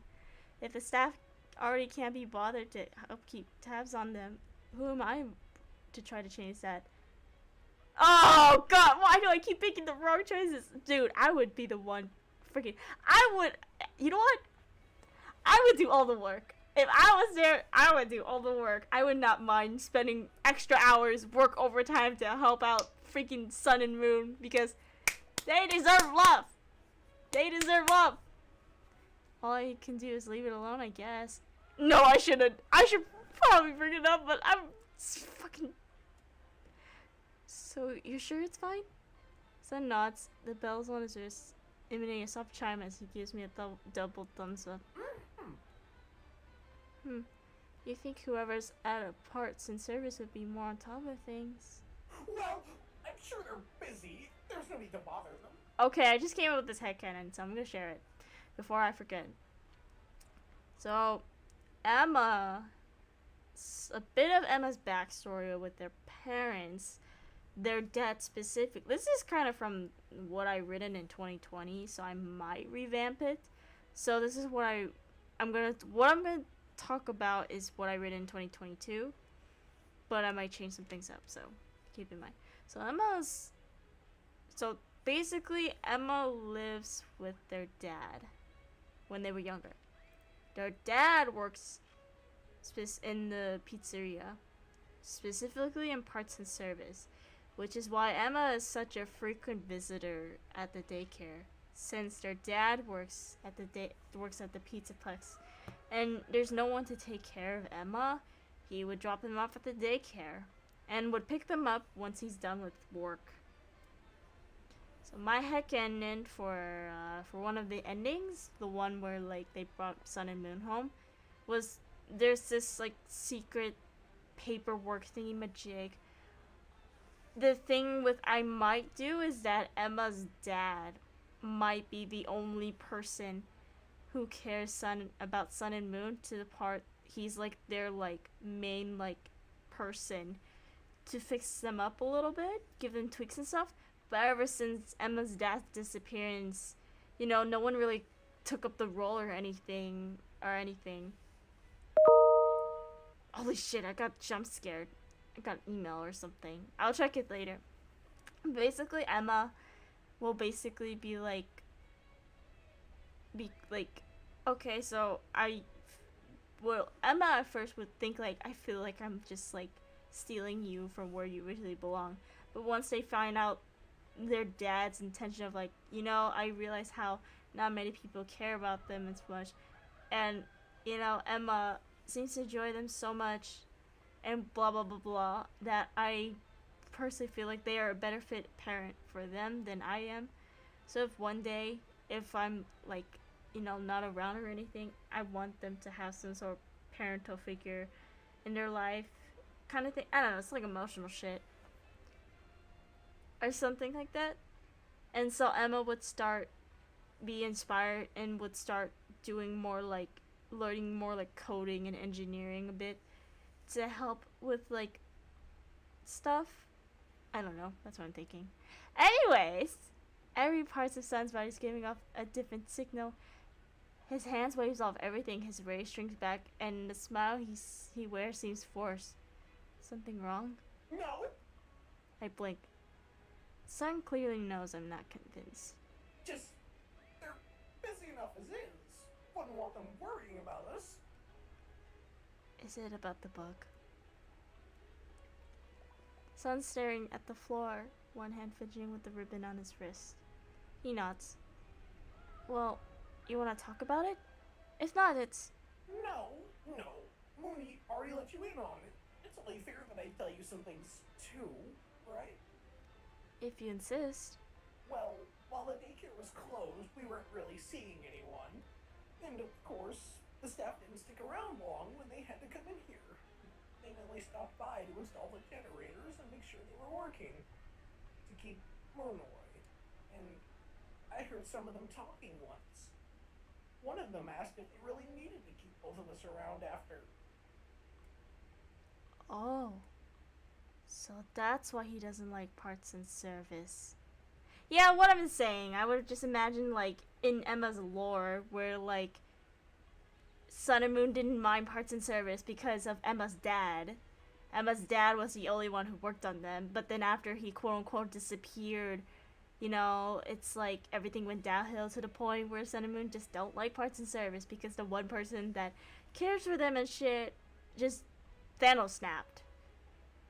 It was hard for both Emma and both Sun and Moon because it's like this one person who was like, well, it's a gray area for Emma because Emma's dad isn't around that much, even though he seems caring, but he was just kind of somewhat neglecting a bit, especially for Emma's like condition, because Emma canonly has autism spectrum disorder.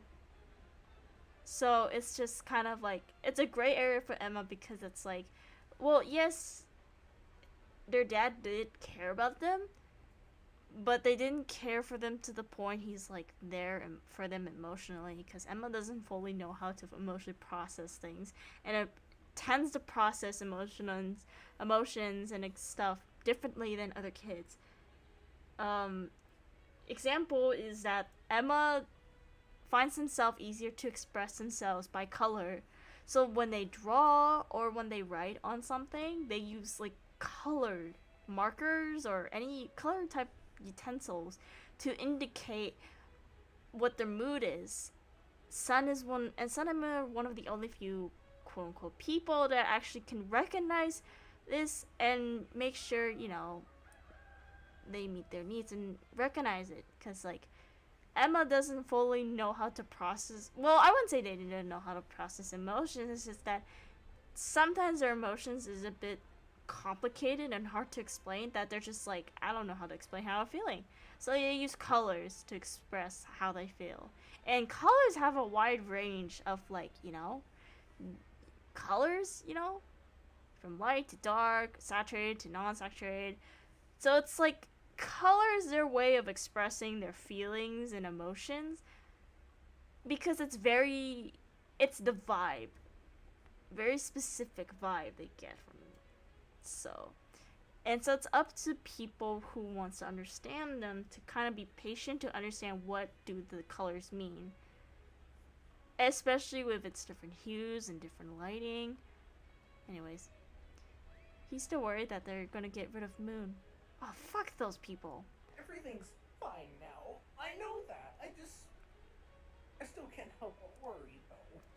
I don't know if I can handle being completely alone here. Moon did mention Sun being isolated for a while, but if the staff did all that just to keep Moon at bay, huh? Should I ask him what Moon did, or should I try lifting the mood? I don't want to, I don't want to dismiss it, but at the same time, I feel like it's such a touchy topic. What do y'all think? I'm just gonna wait this out for a bit because I am thirsty.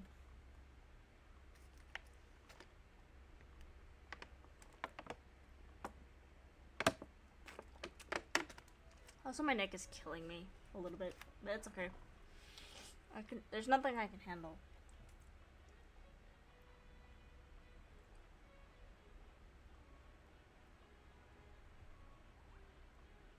Wait, you know what? Okay, so this is what Emma looks like. I'm still not fully finished with because there's something I wanted to adjust a few things, especially with their hair. This is Emma. So this is Emma before, like, the main sword security reach.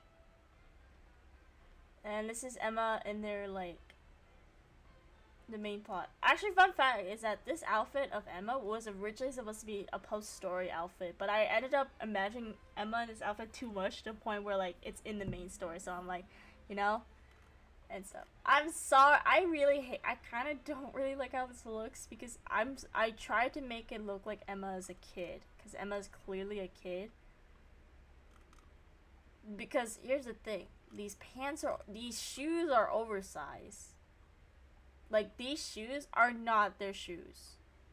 That's like a whole different lore itself. But anyways, but that's Emma. Also, yes, I forgot to show you guys. One thing I actually did like when I was designing Emma was actually the colors. I intentionally picked some of these colors. A lot of these colors are intentional to pick. So, their main color scheme is green, because the main reason is because if you look at the color wheel is basically like in between. Green is in between yellow and blue, which is, what Moon and Sun are. So essentially, they're like in between Sun and Moon, And then I also made them have heterochromia, blue and yellow, to represent Sun and Moon, because I'm like that. And then I tried to make on their outfits, like, each of their outfits have like a scent of like yellow and blue in the outfit to represent, like, yes, they are Sun and Moon's unofficially adopted child. I like those shoes, Llama. For what's funny about those shoes? You know Ramuda from Hypnosis Mike? I based those shoes off of him. Those shoes specifically. Hold on. Give me a minute. Let me not show you guys my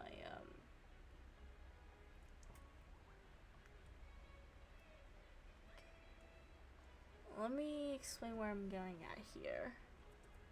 Okay, Ramada. Those shoes are my fave because they look so out of like place, but I made it work somehow in my personal opinion. Here, let me explain where I'm getting at. Okay. And it's a good picture. Look at the shoes. Okay, that's not a good picture to like... I need a good picture for it to zoom in.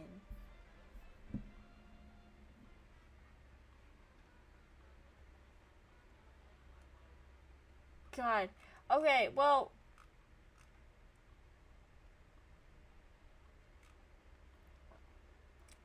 Okay, well, I hope you can see the shoes, because the shoes are actually the inspo for the, Emma shoes. Okay, you said try to lift the mood? Okay, I guess. Ooh! Well, clearly you didn't like the idea of being separated like that. So nuts. But hey, imagine if instead, Moon just had his own body? What? You know, you both can get your own bodies. But you don't do the thing where you switch then when the lights turn off and on, you know? I shook. Sun seems to be deep thought. The way I worded that is just weird. See, yeah, this is why I hate speaking. It's like, this is one of the things I actually put into Emma. Emma can't really speak clear, because in Emma's mind, it's clear to them. But when they speak, it's just all gibberish. They're like, I don't know what I'm saying. The thing with Emma is that Emma is actually based from my childhood experience through school and stuff. So a lot of how they communicate and experiences when they were young are actually based from what I've experienced and based on how I worked around. Except it's different, you know. Emma is their own character. If that happened. Oh shoot! Almost I dropped my phone. I can hear the gears turning, literally. Oh my gosh! I can finally hug him. I jumped slightly, not expecting Sun to shout like that. Well, someone has his priority set. But yeah, there's food for thought. We can't eat though. Really? Yes. Wait, why would we? I heard stories about one of the glam rocks eating trash, so I thought maybe... What? No, nothing. To be fair, that would explain why their mouth doesn't open. Maybe I should try steering this conversation back on track. So, how do you feel about things are now? I fidgeted with the scroll button on the computer mouse. Glancing at the time, we're almost halfway through the hour. Didn't think my shift would include this much talking. At least that makes this job more interesting than sorting cables in silence. And also pass the time, you know? Like, sometimes talking with someone, time flies quickly, so... It's a win. I can definitely say I like how things are. It feels nice knowing everything is mostly back to normal. That's good, at least. Sun grasped my shoulders and forced me to face the computer. What? Keep going, then. I don't want to keep you from your responsibilities for too long. Aw. Fair enough, I guess. I look back at the time and sigh as Sun sits on the desk again.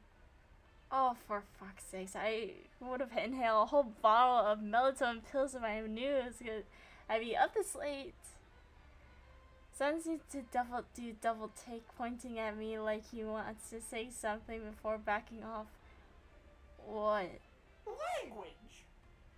I raised an eyebrow, cracking a smile at his head. I didn't realize what I said. Son, I'm an adult. There's no one around. I know. Just force of habit. I snicker at that. Even when he's not working, he still has a filter. That's kind of cute. I saw I keep pulling back. What time is it? Oh my god, it's 10:19. I don't give a fuck. Sun says nothing for a moment. His ray spinning as he sits cross-legged on the desk. You know what's funny? I can definitely see. Okay, I would like to imagine that Mizu would just not sit like a normal person. Okay, so this is coming from an Asian person. I don't sit normally. I never sit normally. How do I sit, you may ask? I sit with one or both my legs up. I never have both legs on the ground unless I'm at school. That's like a whole different story. But because at school or at classes, I actually sit with like one leg crossed. So technically one of my foot is not on the ground. I don't know why. So right now I'm actually sitting with both legs up. So I can it'd be funny to see, like, I have it where like I put my MC or something having like one leg up. Everyone asks, why do you always have your leg up? And they're like, this is just how I sit. What? I shrug, checking my phone for any notifications. Oh, like a damn Gen Z. It's just the fact that you don't cuss at all. You definitely could. It's not like you can get in trouble for it. But you just, well, don't. Well, I have to. I'd rather that than risk saying something bad in front of the kids out of habit. How about Moon? Does he have a 24-hour filter? About that. I think the bug affected his filters a bit, so... It's not fun. It kinda is. Sun slightly puts both hands on either side of my head before Whoa! Okay! We're getting a little, like, you know? Dude, it's been, how many hours? Like, 5 hours, I think? 5 hours since our shift? And it feels like it's been 5 days. I missed what I was supposed to be reading. Wait, no, I did read it. Alright. See you in a bit. The usual lights out, moon's out, sitting cross-legged on this desk. I was like crisscross applesauce. That is such hammered into my head ever since I was a kid. Oh shit! I'm sorry! Well, I'm sorry! Oh my god. Yes, I can say fuck. What about it? Wait. What did he say? Drop it. Okay. I'd rather not think about it. Okay. Hold up. I blink, not expecting that. Or at least not expecting him to do that so soon. Nothing. I step away from the desk, feeling a headache coming on. Oh god. When I start walking towards the play structures. Thankfully, it feels like a normal, I only slept for 10 minutes headache. Not the weird rabbit lady is about to kill me headache. Okay, thank god. Never did I think I'd be happy for my headaches to be from a lack of sleep. But if this night couldn't get any weirder, Moon hops off the desk, catches up with me. Honestly, I think I deserve workers' comp for this. Because I'm definitely not getting paid enough to barely survive nearly being murdered by a woman in a rabbit onesie. Don't joke like that. Hush, I'm coping. Moving on. Aside, you'd be lucky if they even believed you. Moon makes a gesture, asking me to follow him, and I tag along as he guides me towards the 4th generator. Oh god, I forgot. We only did fucking, at this point, 3. Not that it's your fault. There isn't no way you would call. Urgent. Again. Don't tell anyone I said that. I'm not trying to get scrapped anytime soon. Yeah, good plan. I can finally see the red light on the next generator behind the frame of the center structure. Just one more after this and I'm home free.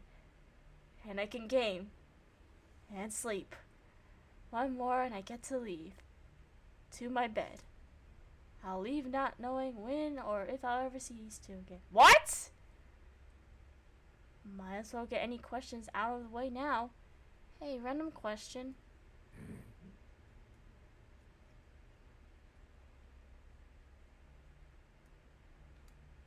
If you don't mind me asking about the bug again, well, any idea where it came from in the first place? Bugs just don't spawn out of nowhere unless someone's messed with your program or something. Moon doesn't say anything for a bit as he guides me through the structure. I can't say for sure, but it was definitely some kind of tampering.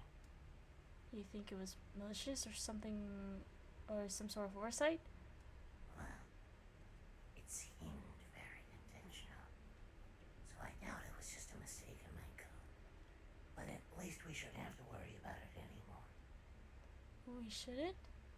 That's good. My mind wanders back to the poster I saw in his room. I'm hoping I'm just overthinking this. And the poster being there is just an unfortunate coincidence. However, my thoughts are cut off when Moon suddenly turns to sit right in front of the generator. Your turn. I nod, shuffling over and flipping the switch, turning on whatever motor and mechanisms are inside as the LED lights flicker to green. 4 down, 1 to go. I turn off the generator as Moon makes a head start back out as I scramble to follow him. Moon stands up straight, letting out what sounds like a sigh as he stretches his arms above his head. For a moment, I'm being reminded how tall he and Sun actually are. Just as goes right back to his usual slouch stance. Moon noticed me looking and tilted his head slightly. What?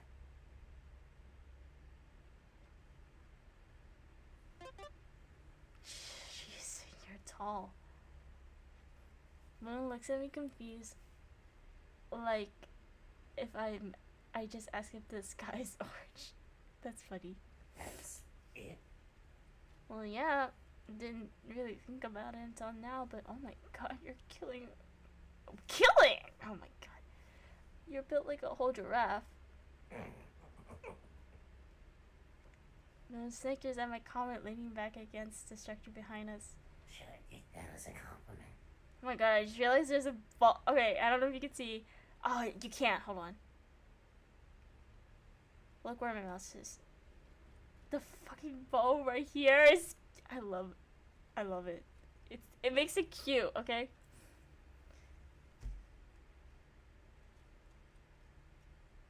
Should I do platonic? I want to do platonic. But I also want to flirt. But I'm not good at it. I'm gonna go crazy. I want to be platonic, man, because I'm the platonic Bessie. You know, we're gonna flirt if we want to try to get to the good ending. I mean, like, if we don't get a good ending in this stream, that's fine, but I want to try. God. Moon crosses his arms, looking down at me while he waits for my response. Oh no. Jesus Christ. Why is he looking at me like that? Exactly! I'm just like, this is very awkward for me. Yeah. I give him an awkward thumbs up as if I didn't just forget how the English language. That's good. No, that's so true. I don't know how English works, guys. And English is my first language, and I still don't know how it works. Look, man, I struggled with grammar and stuff when I was in school, okay? Even as a person who grew up with English around, like, 75% of the time, I still struggle with English, and mainly because it's just, like, I don't know why. As a kid, English just... I was very quiet as a kid. I never really liked talking to people. Besides my family, because I see them every day. The thing with me when I was young is that I'm not comfortable talking to people who I don't see on a daily basis. And by being daily basis, I mean 7 days a week. No, that does not include kids from school or the teachers. I don't see them 7 times a week. I see them only 5 times a week. So that means I don't see them daily. Anyways, she's kind of clearly entertained by my embarrassment. Okay, at least the quote-unquote flirt was more embarrassing, so I'm happy about that. Fuck! Because here's the thing, I cannot flirt. Maybe I can, but oftentimes those flirts would be unintentional. Okay, here's the thing. I had a friend who had a crush on me once, and I didn't even know until they told me, and I was just like, how did this happen? Like, in my mind, in the back of my head, I was like, how did this happen? How did this person have a crush on me? It's usually like the subtle, like, actions that probably made them, like, fall for me, but I was just like, how? How? He giggles to himself as he starts walking back to the desk. Real AF, real as fuck. My phone is just standing there. Jesus Christ. Am I really flirting with a robot now? Awkwardly, in a way. Maybe it's about time I do some serious intros. Whoa! Okay. Or pretend that it's entirely normal and hopes that it happened again. Oh, okay. Oh my god. No, focus! I quickly snap myself out of whatever I was experiencing. Of course, I follow him back, stopping at the computer. Last one. I know. Last one. It feels kind of weird knowing it's almost over. Earlier, it feels like I'm making no progress.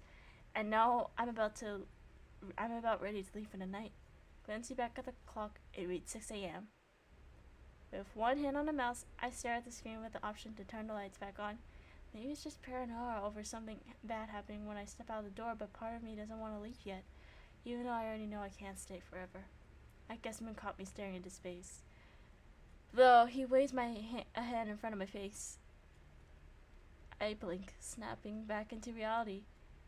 Huh? It looked like you were spacing out.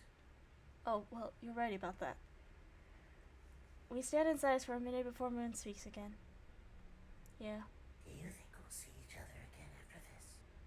I don't know what I can say to that. I don't make those decisions. But considering how kind Sun and Moon has been to me, it would be nice to see them more often. Actually, thinking about it makes me remember something else. Well, I don't make the choices here. But I know that the Glamrex have all their designated designated mechanics. I just barely notice Moon's expressions brightening slightly. Maybe if I could get some more time here, I could ask about that. If it helps, Sunny and I could put in a good word for you. That would definitely help. Thanks. I look back at the screen feeling a bit of new motivation. Ready? Moon nods. I turn the lights back on, wasting no time to getting the last few cables that need sorting. Alright guys!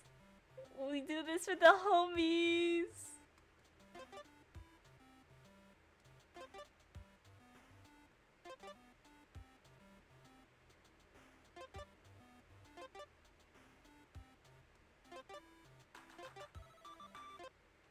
Yatta!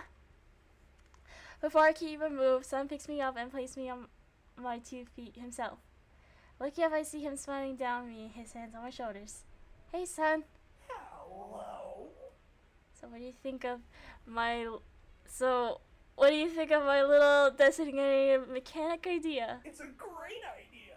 But until then, please stop by whenever you can, okay? Okay, I'll keep that in mind. Sun's expression brightens, his rays reacting and expanding in what I think is safe to describe as joy. We both stand in silence as I glance back at the computer. All we have left is to turn off the lights, test the last generator, then I'm home free. Sadly. I think Sun noticed my gaze as he lets go of my shoulder, lightly nudges me to the computer. Go on. I'm sure you want to go home, right? I shrug. It would be nice to go pass out for a few hours. What What about you, though? Well, I won't be leaving anytime soon. I still have plenty to do to prepare for tomorrow when we reopen. That makes sense. I decided to quit stalling and turn off the lights for one last time. Sun standing behind me as I do so. As usual, the daycare close into droning ambience, and I can clearly hear the attendance mechanism behind me as Sun's transformed into Moon again. You ready? Moon nods, already walking ahead. Small question. Ask away.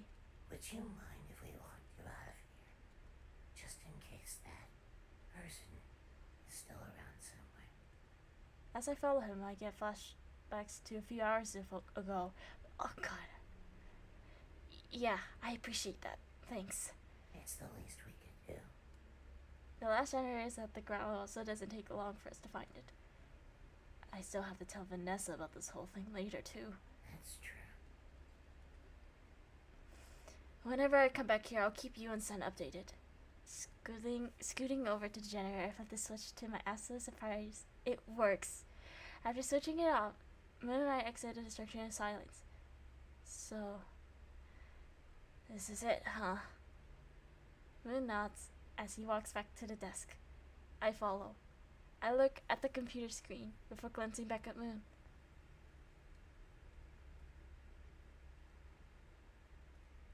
Ignoring the computer for now, I wrap my arms around Moon's torso in a tight hug. He freezes for a moment, most likely not expecting it. He eventually hugs me back, though gently placing his hands on my back. We stay like that for a minute. I'm practically leaning on him. I feel his hands lightly gripping on the back of my shirt. I do let go eventually, though smiling up at Moon as I'm about to turn on the lights. Moon smiles back, his arms crossed. God, why? Okay, the artist.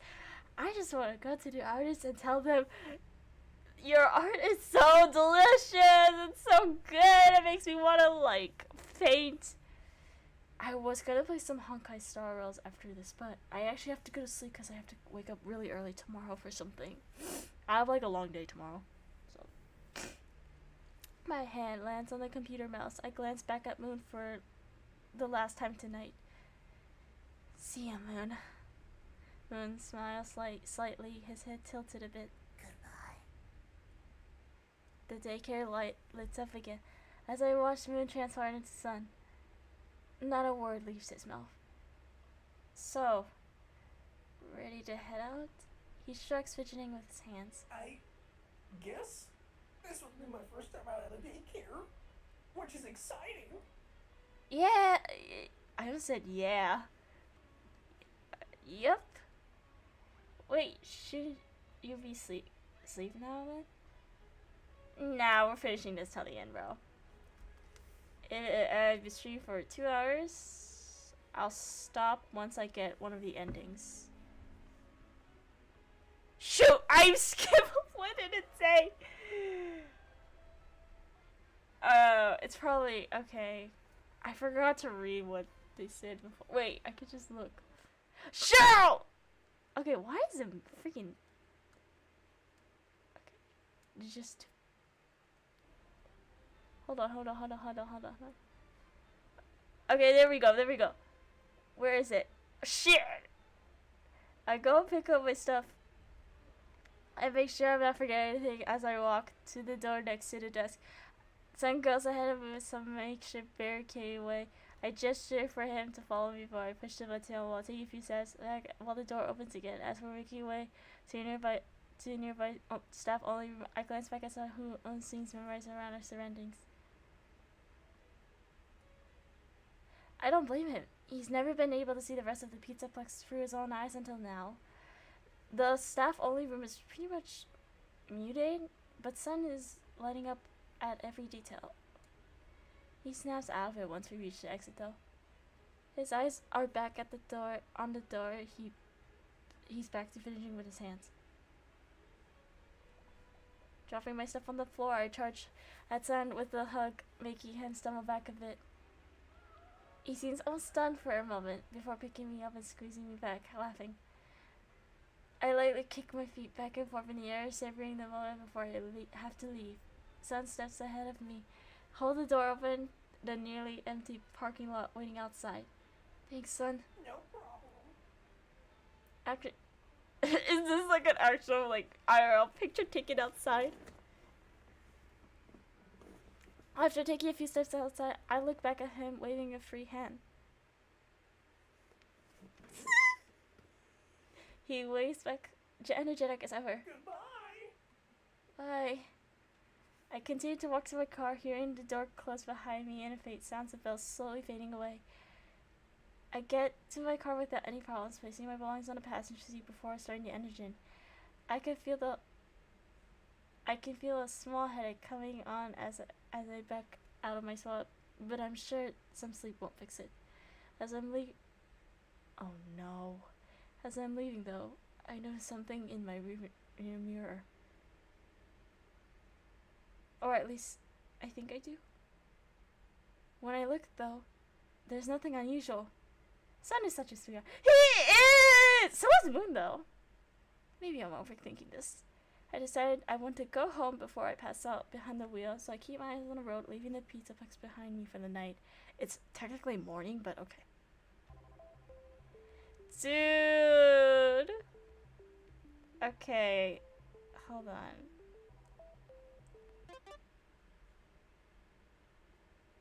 I didn't save, huh?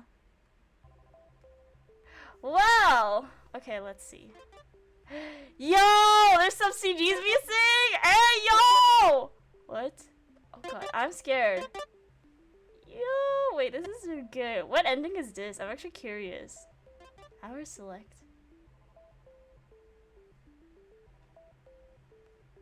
Hidden! Oh, wait, so...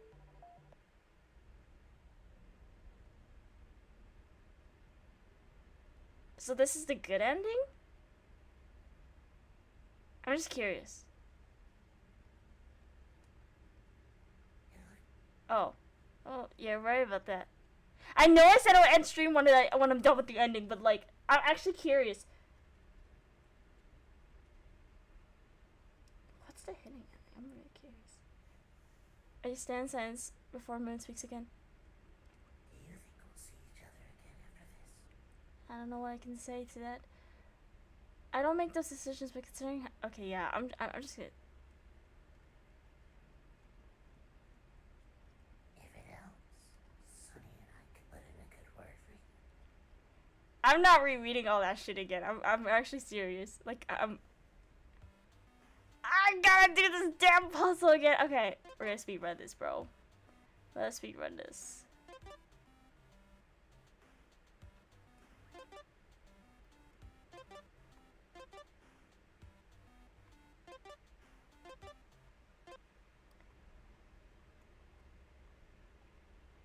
Hello. I'm gonna assume that this is the good ending. It's a great idea. But until then, please stop by whenever you can, okay? I mean, hey, we didn't die or anything. Go on. I'm sure Oh shoot, I'm sorry. I didn't mean to interrupt you, bro. I won't be leaving anytime soon. I still have plenty to do to prepare for tomorrow when we reopen. That makes sense. Small question. Would you mind if we walked you out of here? Oh, sorry. I can't. Stop fucking. That's true. What's so low? Oh, shoot.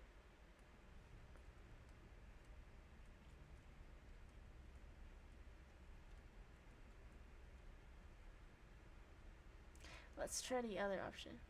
Oh boy. Hey, even if I'm not gonna be working in here anytime soon, I can always just visit as a guest, you know? I'll be looking forward to that. We did hug last time, so we're just gonna do the... I want to hug him again, I seriously do, but like, you know. Yeah, me too. And we got the beautiful CG, as always! See ya, boo. Goodbye. I guess this will be my first time out of daycare, which is exciting.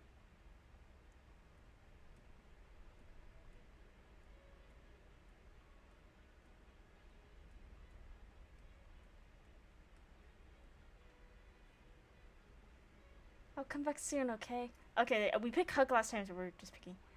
Trust me, it won't be long. Too long. I'm sorry, I can't speak! He also wrote Pinky, I can have a laugh. Shifting all my stuff in one hand, I wrap my pinky around his. Promise. He smiles brightly before letting go. He steps ahead of me, holds the door open, the nearly empty parking lot outside. Thanks, son. No problem. We already talked to him. Goodbye. Bye.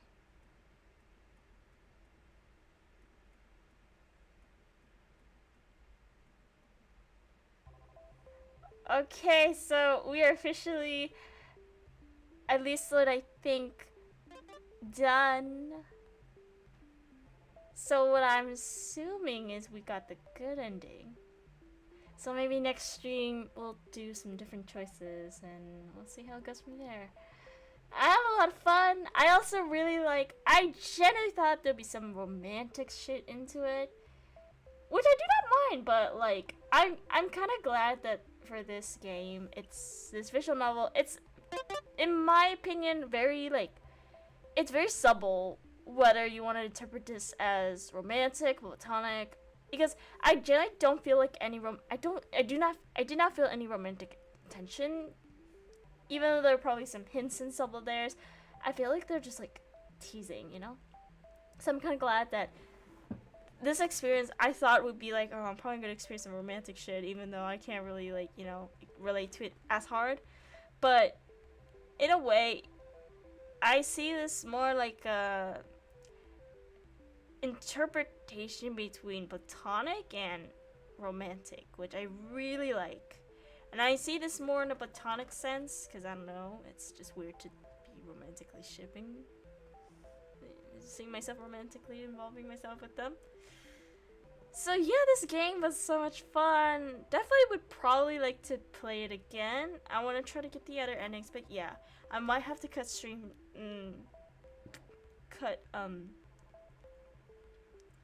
short since I have to get up early tomorrow. But I thank you for y'all for coming along with this fun little visual novel, this game. I would definitely, hold on, let's get the credits. All the credits.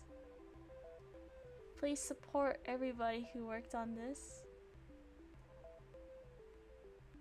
Everybody who's worked on this really did a really good job on making the game come to life.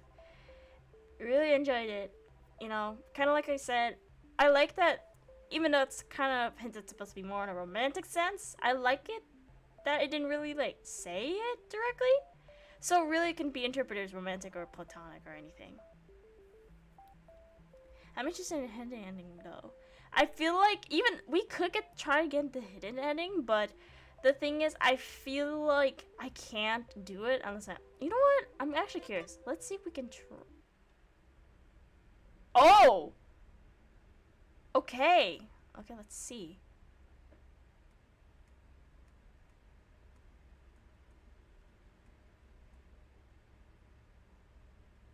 Hold on.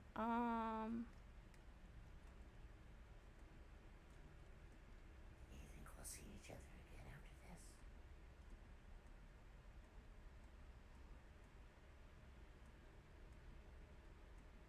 If it helps, Sonny and I could put in a good word for you.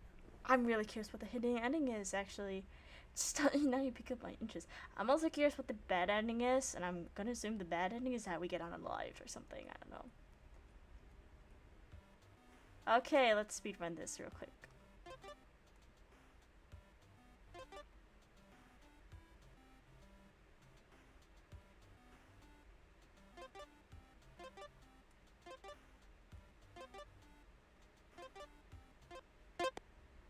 Shut the Hello. It's a great idea, but until then, please stop by whenever you can, okay? I feel like this visual novel is becoming like a comfort game to me all of a sudden. This is insane. I'm sure you want to go home, right? Yes, but actually no. Well, I won't be leaving anytime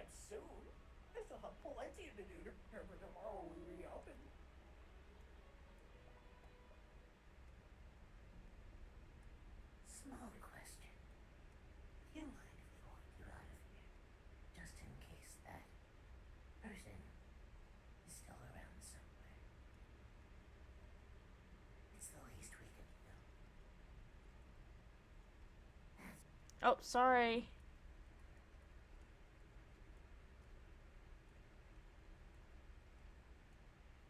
Oh boy. Huh. I'll be looking forward.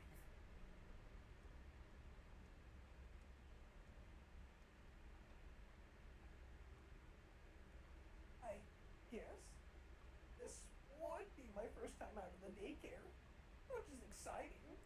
Wait a minute, I just realized something.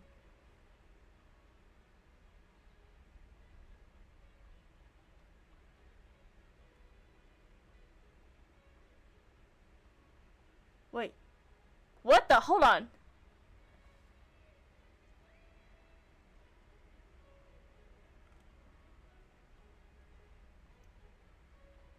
Right as I'm about to turn on the lights, Moon hooks her back over my shoulder. I don't necessarily mind though.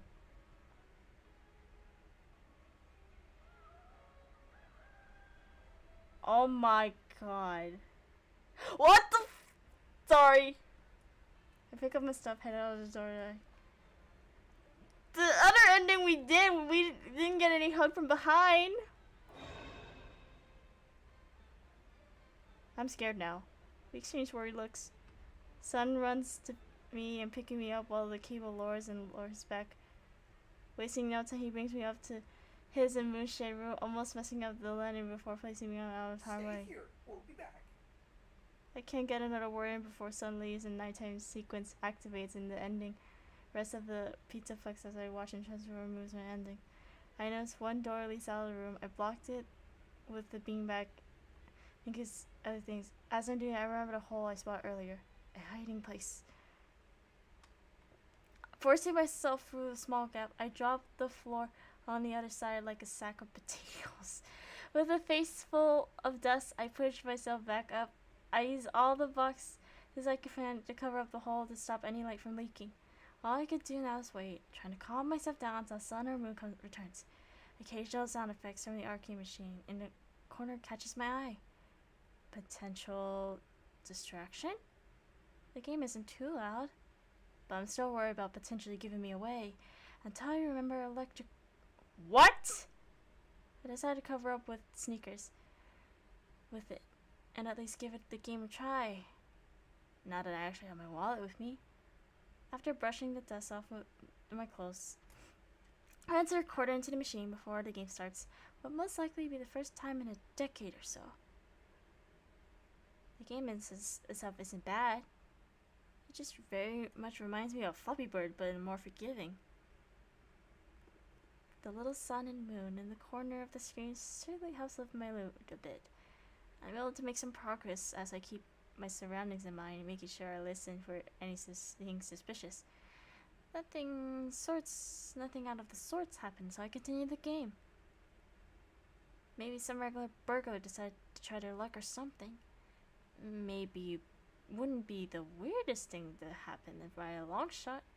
I smile slightly at the mental image of a poorly masked burglar coming face to face with Moon and freaking out.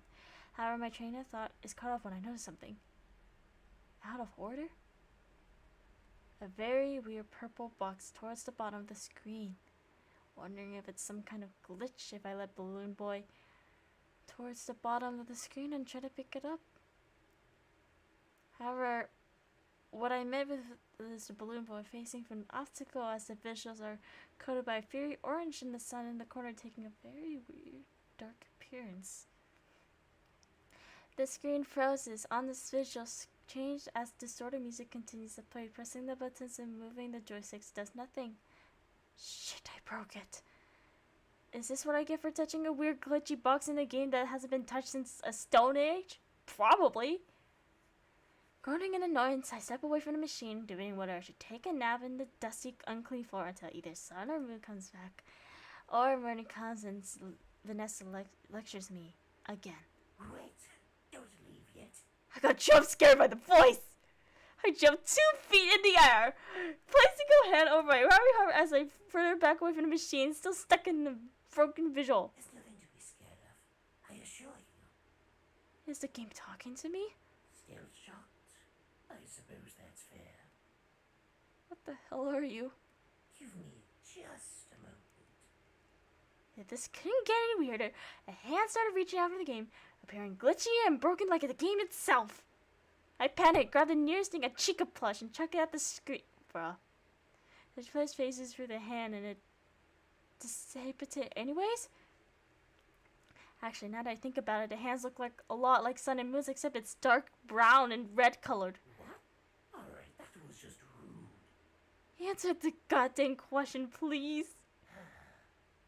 The voice sighs and I see something pop onto the screen. Holy shit!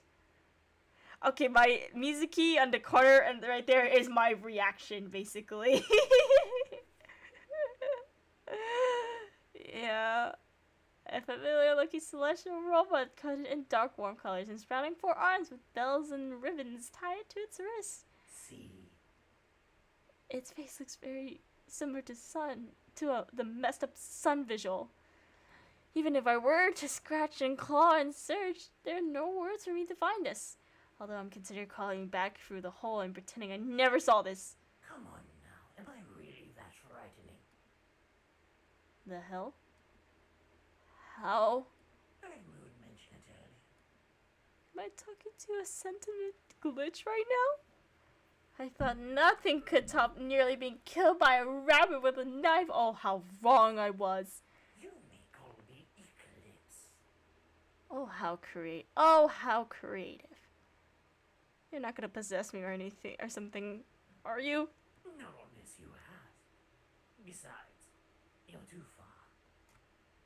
Okay, thanks for the advice. Have a nice life. I pick up my stuff, about to turn my head. I can't. I can't. I'm recording. I'm about to turn and head out before this gets any weirder. Wait. Allow me one more question. Oh, hell no. I'm not buying whatever you're trying to sell me. Look, at least let me speak. If you really wish to opt out, you can leave this room and forget you ever saw me. All I ask for is a bit of it. With what? Where? Eclipse started to stick one of his 4 arms out of the screen. However, it only lasts for a few seconds before dissipating, separating into glitch-like particles and fading away. As you can see, I'm bound to this machine. Without a physical body to move around with, I'm essentially trapped in this room until the higher-ups inevitably decide to bulldoze it and replace it with a warehouse. All I ask for is help finding another body, so I can finally leave this cursed room. As long as it can move around, I don't care what it is. However, I do have some preferences. Of course you do. Such as? Is it not obvious? With all 4 arms, Eclipse gestured to himself. If possible, I'd like to coexist with your new friend. Sun and Moon? Yes. They already managed to share a body with one another. I'd like to think there's room for one more. Would you help me with that? Should we?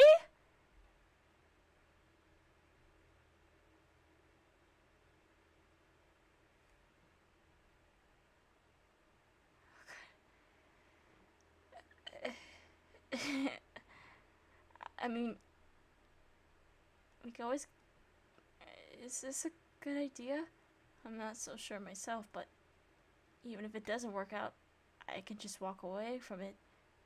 It's not like Eclipse can really stop me, anyways. Why do I keep wording it? Okay, I can try. I don't know. I could ask him about it, but that's it. I'd prefer it if you brought them here, honestly. I believe I'd be more convincing face to face. Something about that sentence feels anonymous. Look, I don't know. I already have to leave soon, and I don't know when I'll be back. If it makes things easier, you could just bring me to them. Who knows? Maybe if you start getting to know me in that time, Sun and Moon may not even be needed. I certainly wouldn't mind sharing a physical form with you. Okay, slow down, buddy. Just a suggestion. He let out a devilish chuckle, clearly amused at my reaction. In the end, the choice is truly yours. So I recommend you use it wisely.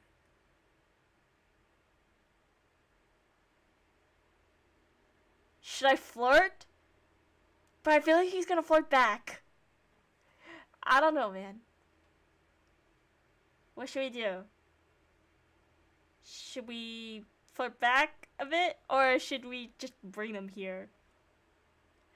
But...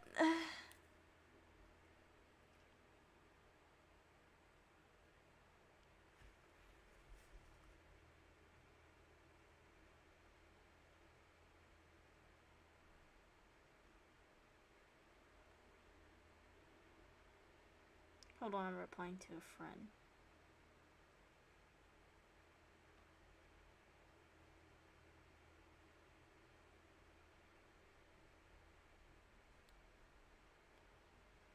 What should we do? What should we do? Bro is sus.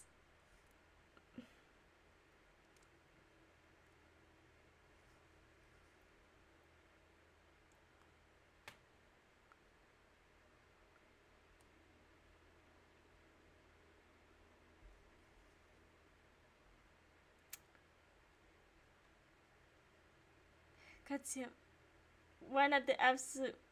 Why the absolute infinite, not the present? What does that mean? I don't know what you mean.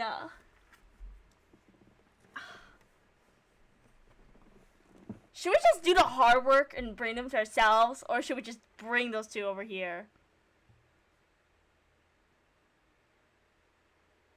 I have no idea. Just flirt. Okay, fine. I sigh, mentally beating myself up for this decision. Exactly how I feel. This is probably the dumbest decision I could make. Is this probably the dumbest decision I could make? Most likely. No, absolutely. Does it sound kind of... does it at least sound kind of interesting? In a way, it sounds more like sus. I'd be lying if I said no. Bruh. Mentally preparing myself, I walk back to the arcade machine, standing directly in front of it. Bro's name's exclusive, like he's gonna steal the sun and kill Moon or something. Bro! Come on. Let's get this over with. Eclipse grin widens almost a sinister degree. Oh, how kind of you. I might have picked the wrong choice. The Eclipse face suddenly faced through the screen. I stumbled back, tripping on air due to shock and falling back. Eclipse was in no time pulling itself out of the machine with all four arms and smiling down at me. Holy shit. You seem to find me so intimidating, yet you still don't run. Oh my god, dude. You're like a spider. How priceless. Dude, do we just... I do believe we'll enjoy our time together. That's not sorry. Hidden end. Oh dear, this is really interesting. Bruh. Thank you, I guess? Okay, let's see. We're still missing one CG from each of them. Should we do the bad ending? We can always just go back and, let's get the bad ending. I want to get, you know, and then we can go back and comfort ourselves with a good ending. How was that?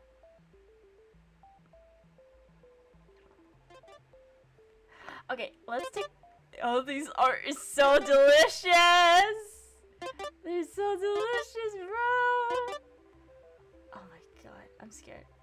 Okay, let's just get the bad ending over with. You know, like... We should have done the bad ending first, so that we can have a sweet ending. I don't know. I guess Moon caught me just staring at the computer. I'm really scared what this bad ending is. I feel like I know what's gonna happen. Huh? You think we'll see each other again after this? I don't have an answer for that. I'm not the one in charge, so I don't really have control of what's... Okay, well... To be honest, I don't know. I have no choice in the matter.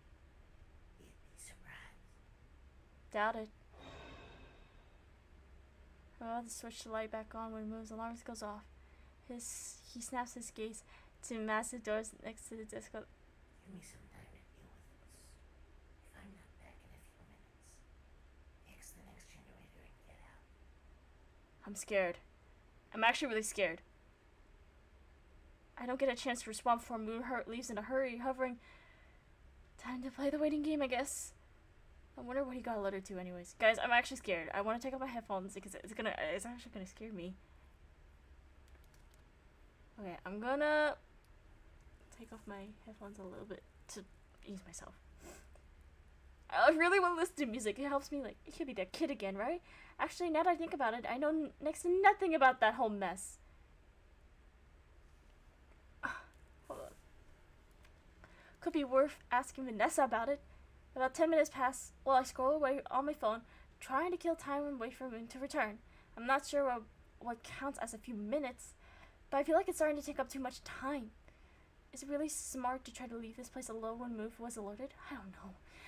He did say to get out of here if we don't come back soon, though. You know what? The longer I'm here by myself, the more I'm sitting a duck I am. Chances are I can make a mad dash and tell Moon some other time if I don't feel safe sticking around.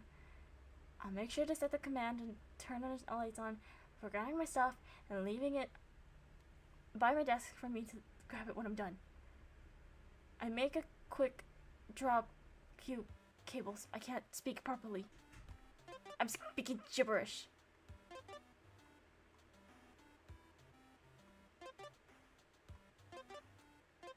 Wait, we're doing this in the dark? Shit. I hopped onto my feet before speed walking to the desk, turning off the lights. We are turning off the lights though, aren't we? Keeping the grip on my flashlight, speed walk to the final generator. I can kind of narrow down where it could be after helping help Moon find. I'm getting anxious. Can you tell I'm getting anxious, guys? It's a bit of a process. I make a few wrong turns here and there, but I'm able to find it on my own. Flipping the switch is a relief when the LEDs. Guys, I'm just like speed running this. I'm actually getting anxious. I'm not even reading it anymore. Staff only door. Enter my temporarily. Use my temporary ID to get in. Finally, I'm free to go home. After another staff only door, I met with a cool night. First, I car on my car. Headache raises ugly. I consider an effect on my 10 minutes sleep. Key in hand, face near the door. When I press to unlock the door, grab the handle. Something red eyes. Guys, I'm getting kind of scared. Spinning around, I swing. As I visit her, she dodges. My vision became red and white. She finally grabs me by the neck, pinning me against the car door. I'm unable to move. Oh god, this is making me anxious. I'm trying to. Bro, I hate this. She speaks. Are you having fun yet? No. But that's ambiguous. That got me anxious. That got me really anxious, bro. I hate this show so much. It makes me so anxious. Okay, guys, we have one for CG. So, to comfort ourselves, I don't want to end this stream on a bad note, on a very scary note. So, we're going to do one more route. And, yeah, so I don't know which. Oh, I feel so anxious. I feel like I had a heart attack, bro.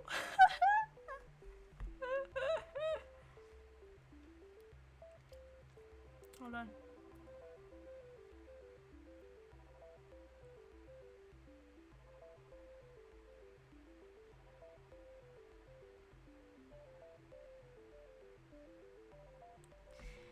Oh my god. Okay, so we're gonna find out what the missing CG is. Okay, I don't know. I legit don't remember it. Let's pick a random one.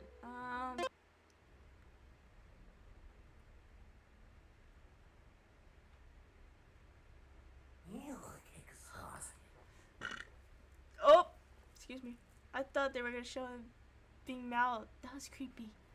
It was. Well, I mean, at least it's better than being unalive, but like, it's implied. I'm exhausted. Shouldn't you take a break then? Well, I have my hourly patrol to take care of. You could always tag along. Let's do the other one. I can't, I have to keep working. Besides, I don't want Vanessa to be on my case about it. The pizza plex is massive. What are the chances she'll just run into us? I don't know. I'm not sure if I want to risk it. You're risking just as much by working while you're tired. It's not like I can sleep on the job, can I? Already got reprinted for that once. I turned away from Moon, lighting up the play structure in front of me with my flashlight as I start to wander over to a random one. You can go take care of that patrol stuff. I can probably find other generators on my own. I don't make it further than a few steps. I feel two robotic arms wrap around my torso as I'm lifted off the ground. What the? To my shot? Yeah, okay, yep, same thing. Moon, what the hell? What? Can't be out of daycare when I still have stuff to do there. If Vanessa does see us, I'll take the blame. What is she gonna do? Scold me? Moon laughs at his own comment. I'm being serious. Me too.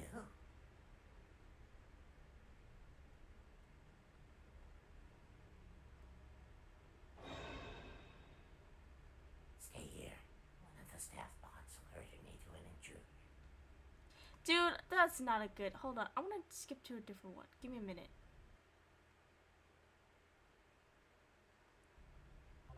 Let's just do it. Okay. Yotta! Okay, I want to pick a good. I don't like that part. It makes me anxious.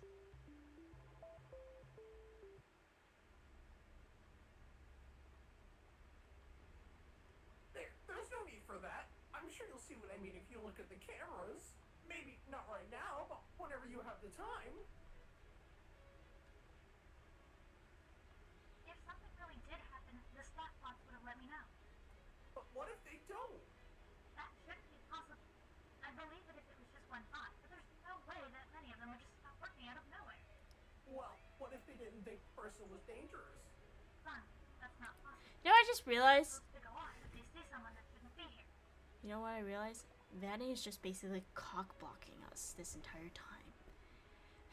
Vanny just being the cock blocker of this whole entire experience. Look, I don't want to completely rule out what you're saying, but what you're telling me just doesn't add up. I'll ask him about it later. I have to go check on Kitty.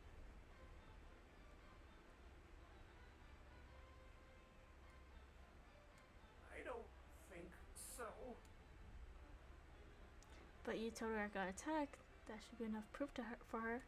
Yeah, but she's saying there's no way someone could have got in without getting spotted by staff bots.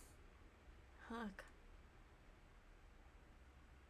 But she thought maybe I was hallucinating a rabbit we used to have here.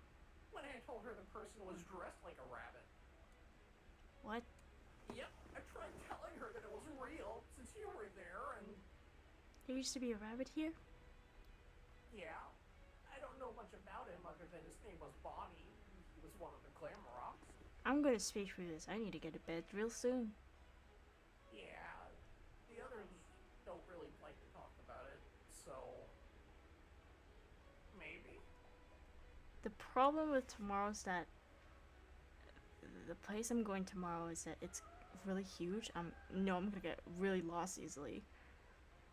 Especially since I'm not good with maps. So I'm going there really early tomorrow morning. So that, like, if I do arrive because at the wrong place, then I can ask someone to, like, hey, do you know where I'm supposed to go for this, you know?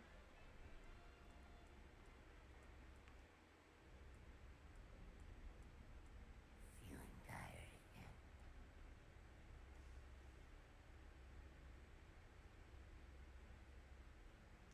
Yeah, not really. I think that was a lie, but I think Moon knows it. I'll be fine. Moon still isn't convinced.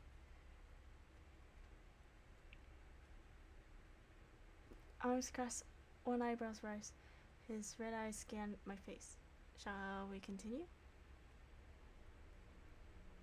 Stay there. I'll be right back. Not like I'm going anywhere anyways.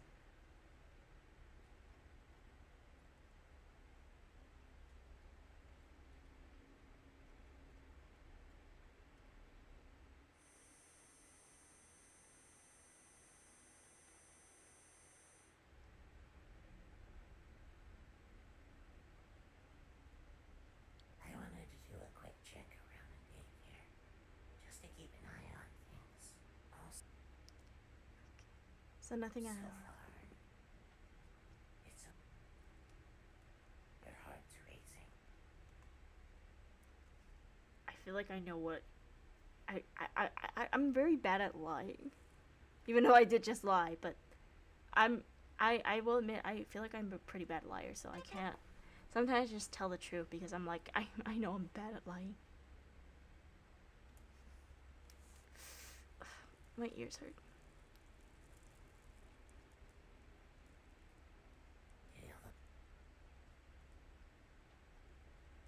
Hopefully, she can't get it near. The fact that she knows you're here isn't good, though. Shouldn't you give it an...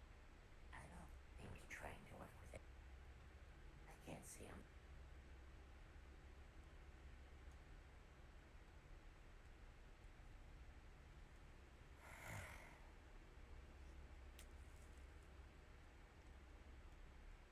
Go on.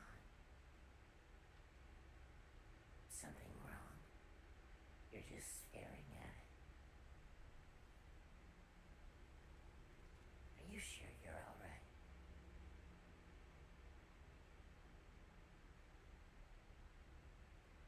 See why I told you to take a break now.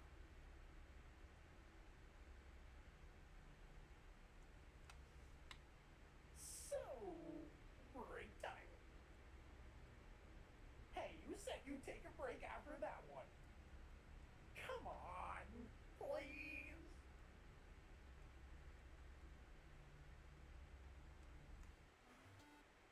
No? Ooh, wait, freaking.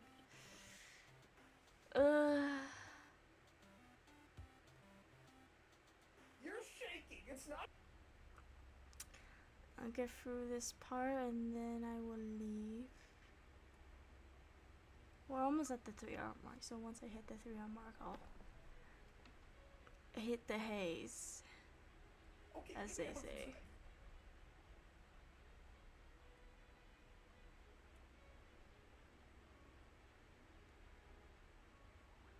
I'm sorry.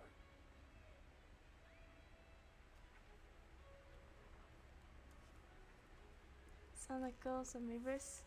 Did I ever read this part before? I don't remember. Staring at the ground like a kick puppy. Uh-huh. I try to go back to the cables, only for Son to drag me over to the desk again. Son, really? I know I messed up, but messing with cables and machines with shaky hands isn't safe. What did I pick last time? I actually don't remember. Damn it. I genuinely don't remember. I actually don't remember what choice I picked last time.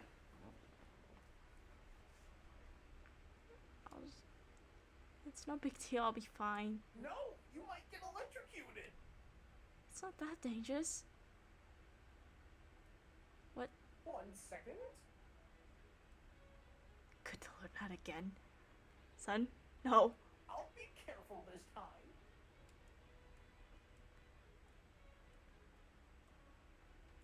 Just a precaution, that's all.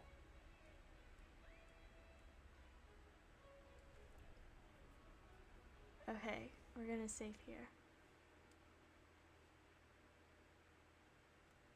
And then I'm going...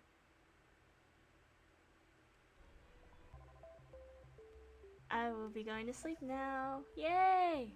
Because I don't think Sun and Moon would like it if I stay up late. Especially if I have an important errand tomorrow. Hold on, I almost forgot something. Is that something? It's for what am I homework?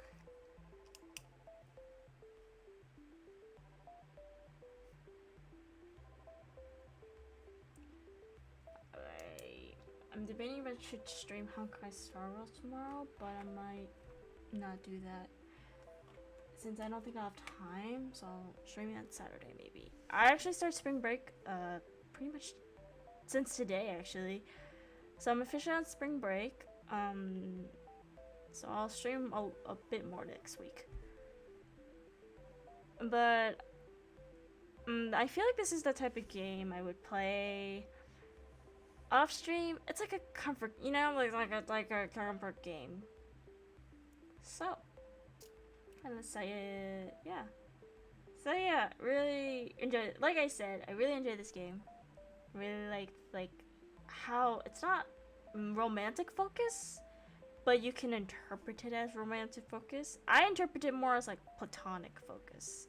So yeah, we're done. Thank you for joining tonight's stream. Hopefully I can get the last 2 CGs really soon if I can figure out how to get them. But yeah, this was fun. I might make some drawings, but that's tomorrow. Yeah, but thank you for coming.